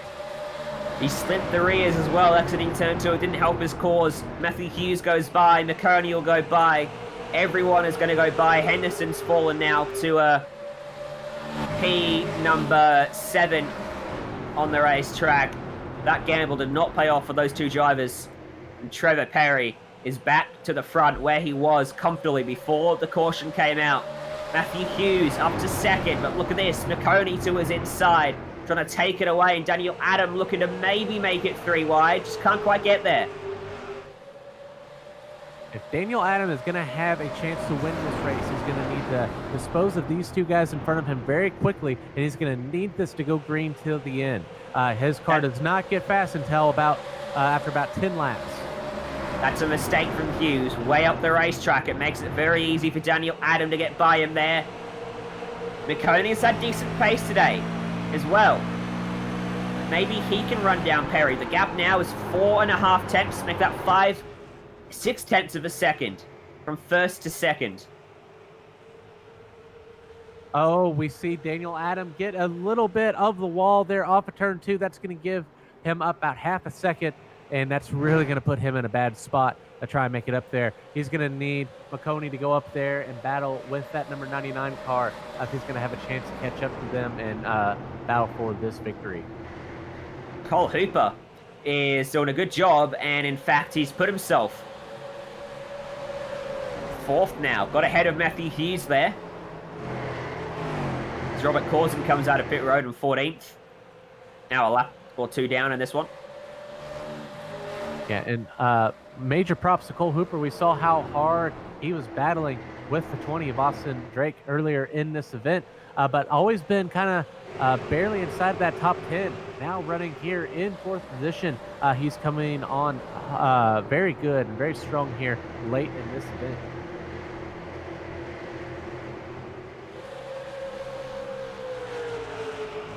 Nine to go.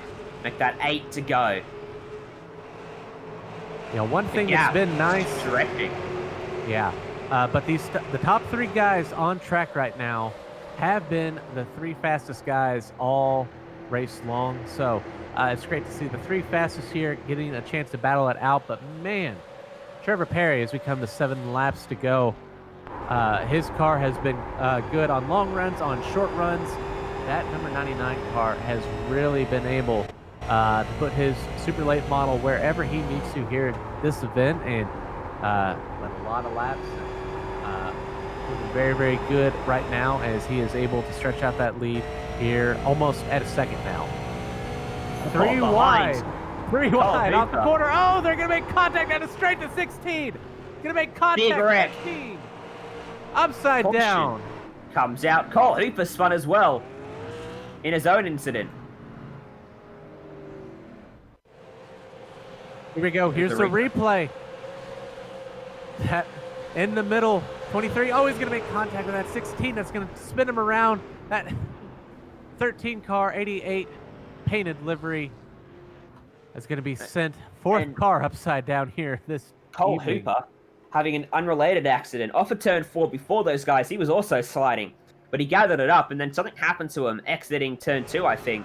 He spun it out. Here we go. We got hit by Matthew Hughes. Decent 360, though. Kept it going. Yeah, nice little save there. Kyle Busch-esque there off of turn number 2. He's going to lose. Gets though he did lose a position or two, unlike Kyle Busch, but still very good recovery there. Typical short track spin there off the corner. But now that the number 24, Jeffrey Maconi, is going to be right there on the bumper of Trevor Perry. Daniel Adam has also shown speed here. We're going to have a restart. It looks like a green-white checkered here. When we go back to green, is probably what we're going to wind up seeing. This is just going to be 2 laps. See who winds up being the quickest. Let's see if Trevor Perry's been the car to beat. Let's see, though, towards the end, if he can get a good restart as the blue cone goes flying again. If that 24 and that 27 is able to make the 99 sweat here and make him earn it.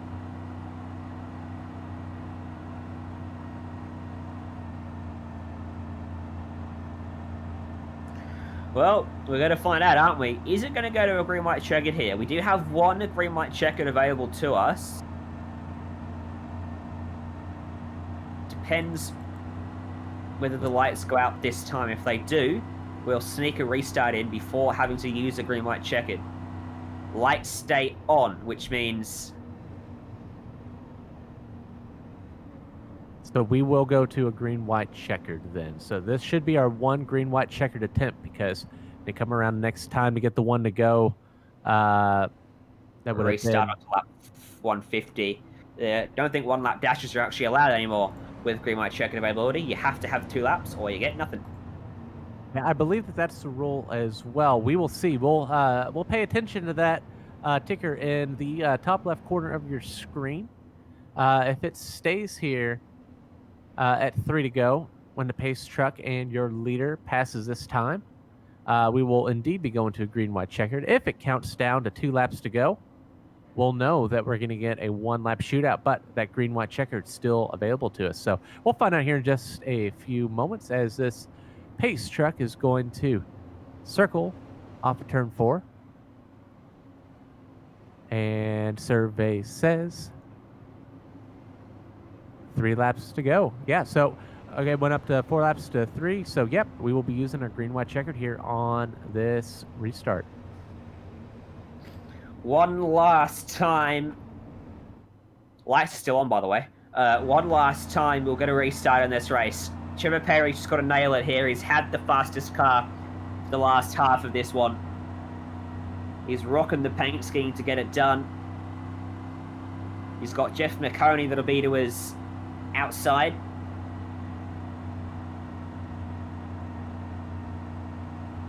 By the way, go ahead. I was going to say, on our fundraiser, had another $10 donation coming in, putting us over 50% at $755 of our $1,500 goal.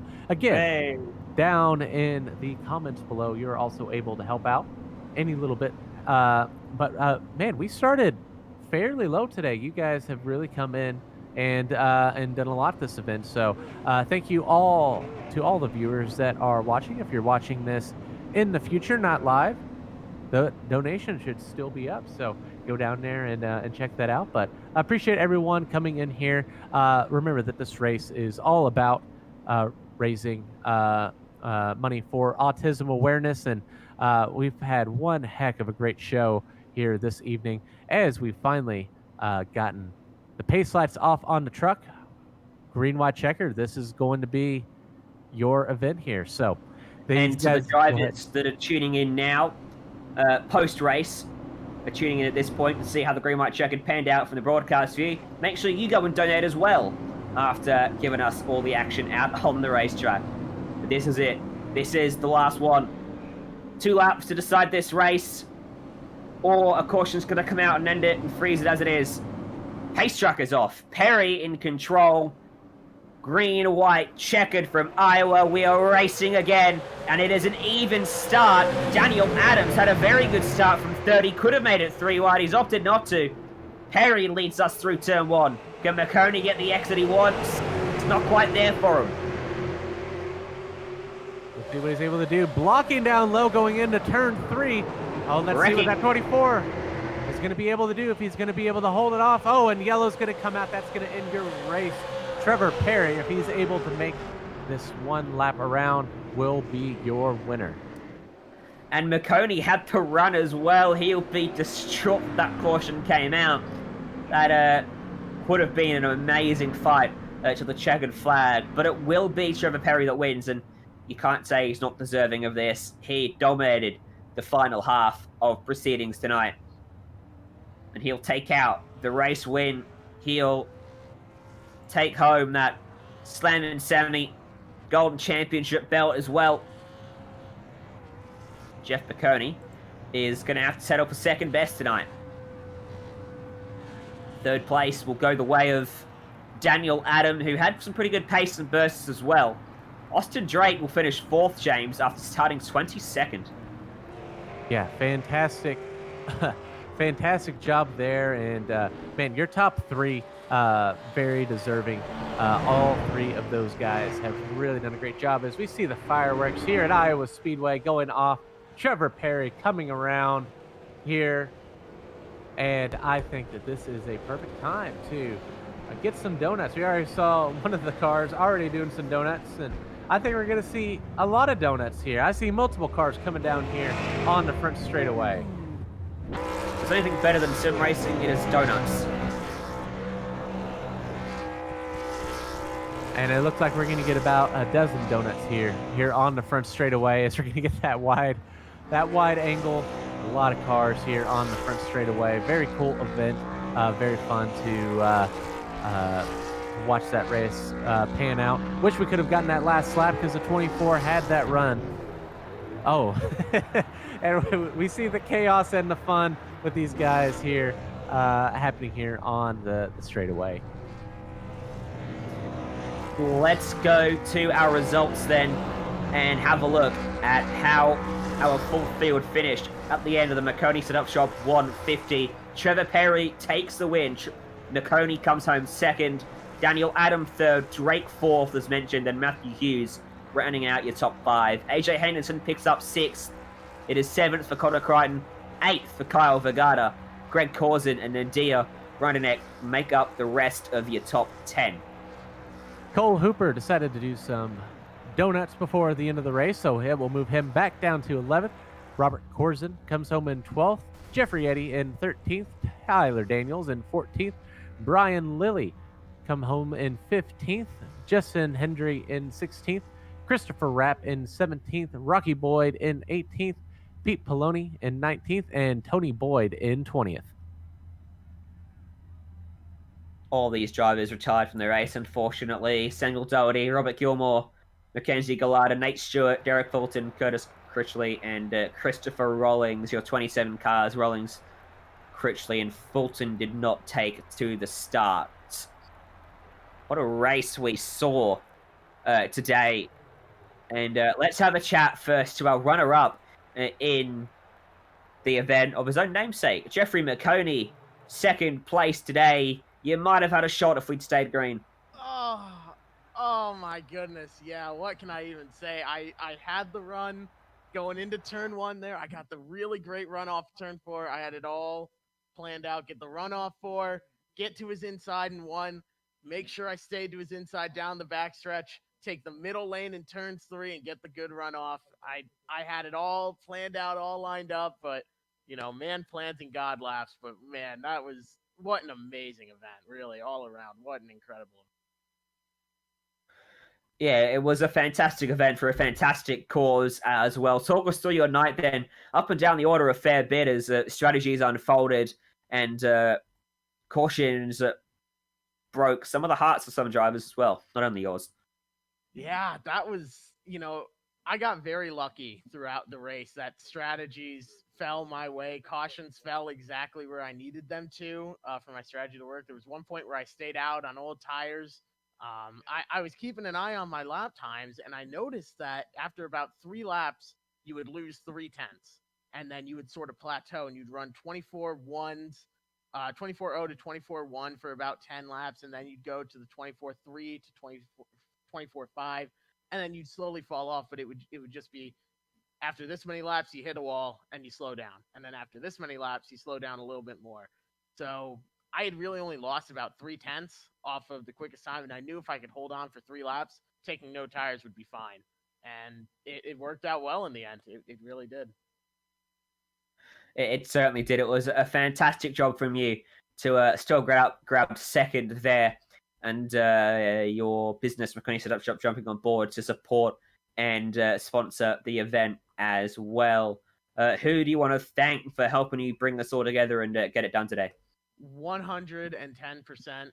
Greg, he did an amazing job putting this all together. He did so much work behind the scenes, and if you get the chance to talk to him, man, he's gonna say, "Oh yeah, it was a team effort," and this and that. No, that was Greg pulling the weight. He works harder than anyone I've ever seen, and this means so much to him. It means so much to all of us, but to him especially, it just means the world. So huge thank you to him, and for even letting me be involved in this. Let alone race and get to sponsor the event and help out where I could. But to even be involved is really, really a blessing, and to work with someone like that is incredible. I've got to thank the whole Maconi Setup Shop team, the guys that work behind the scenes. It's my name on the door, but without the whole team behind me, man, I am absolutely nothing. And Tyler Shattuck put together a great setup. We offered for anyone that donated, we would give them a setup for this. We didn't take any payment for the setups we sold for this event. It all went to Autism Speaks. And we were expecting people to donate, $1 or $2 and get a setup that way. And we raised over $200 just from, a handful of people that were running our setup tonight. Might I say, they were towards the front as well. So Tyler did a great job putting it all together. But it was really incredible. So everyone that donated, I think the last I heard, Puck had raised over $700 alone on his stream, plus the 200 something we raised beforehand. I imagine we were well over $1,000 raised on the night. So thank you to everyone involved, Greg especially for putting this all together and breaking his back behind the scenes. NASCAR Sammy, he was here as well for being our grand marshal. Can't thank him enough. And Tyler Daniels as well for running this race. It was very special running this with him. It was a great event all around. I can't thank everyone enough. Thank you for joining us, Jeff. Good job today. Congratulations. Thank you. I can't wait to watch this broadcast. Have a good night, guys. You too. So that's Jeff Maconi, who comes home in second at the end of that. Next up, James Grahula is standing by Trevor Perry. Trevor Perry coming home with the victory here this evening. Congratulations. That number 7 Autism car just seems like you were quick, at every single stage of the race. Tell us about your victory here tonight.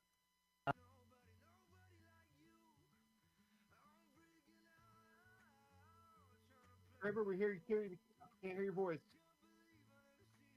Copyright.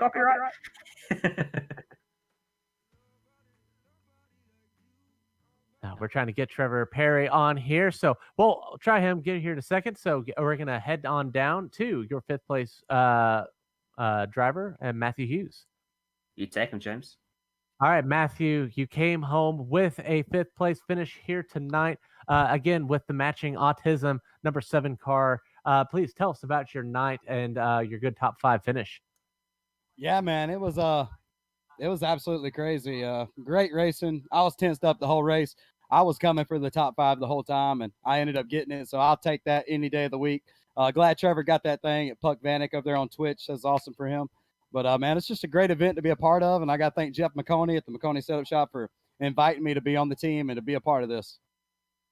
Yeah, so tell us, we saw you towards the back, towards the front, all around here tonight. What was the key moment to really get you back up there into that top 5 here this evening? Honestly, it was the second to last pit stop. I ended up just taking two tires, and I held my position up there because we got into a little incident earlier in the race. Got me back there at about 14th, and just kind of played a little pit strategy. Ended up making it up there, man. It was awesome. Well, we all know what tonight is about, so please tell us what it kind of meant to be in this race, all the money that was raised here tonight, and just overall, just being a part of it. Man, it was a huge deal for me. You know, back when I was in high school, back in the day, we always did things for autism and autistic children, and we would go, you know, to certain places all over the county, in Greenville County, where I'm from, in South Carolina, and we just take care of things and be a part of their lives for them to you know, let them know that they can be something amazing in their life, because they're pretty smart. They're probably the smartest people on earth, and I love them. So it means a lot to me.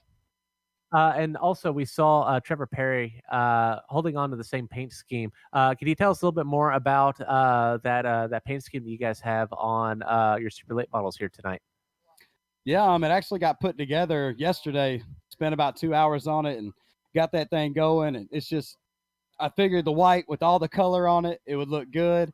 And just basically repping my Facebook page and just with the autistic kids and just this event. This is a big event for me, and I appreciate being a part of it.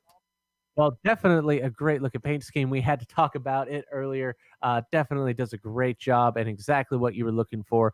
But 5th place here tonight. We'll let you have the final word before we try our winner here again. Good deal, guys. Well, hey, Maconi Setup Shop, best setups around. Check them out, guys. Jeff, thanks for the invite. Global Sim Channel Racing, appreciate you guys. Y'all are awesome for broadcasting our race. Really appreciate you guys. And check out Pujanowski on Facebook, baby. Much love.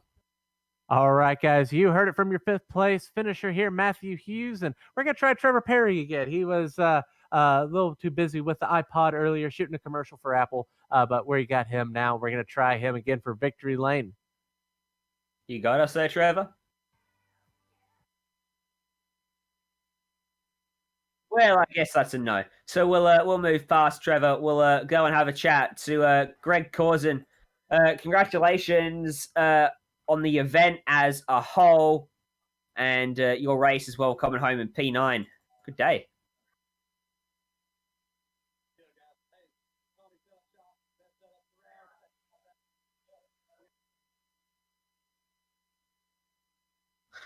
Well, Greg's got a microphone that's working, but it's very, very, very quiet. So, don't think that's going to happen either, unfortunately. So, we'll just move towards going after and closing up our interviews. A fantastic day and night of racing for the Maconi Setup Shop 150, raising awareness for Autism Speaks. Remember, you can still donate. Just head to the link in the description to do that. It doesn't matter how little it is. Every little bit counts. Big thanks to Maconi Setup Shop, obviously, and Autism Speaks, and all our supporters, Sports Car Vintage, Racing Association, Butt Kicker, Turfmaster, Chesapeake Diecast, the Fast Lap Podcast with Chrissy and Deb, Fredericksburg Fitness, Precision Racing League, and Kabbalah Consolidated. All of them helped to raise some money and put their support behind the series. Big thanks to Gregory as well, who brought all of it together. As for our broadcast, well, a big thanks to James Grahula alongside me and Sean Ambrose behind the scenes for their work on tonight's coverage, and all of the companies that provided the software that we use for our show, and Drew DeLond as well, who provides all of the music you hear throughout the broadcast. If you want to find out more about GSRC, you can find it on social media at Global Sim Racing channel, on the internet as well, GSRC_Graham on Instagram, GSR channel, on Twitter as well. Don't forget to subscribe to us on YouTube. We've just hit 11K. Let's go get up to 12K, hey? And you won't miss any of the action. We've got upcoming races on the screen as well. But for tonight, for this race, from all of us here in the booth, thanks for joining us. And until next time, race clean, race hard, and we'll see you on the track.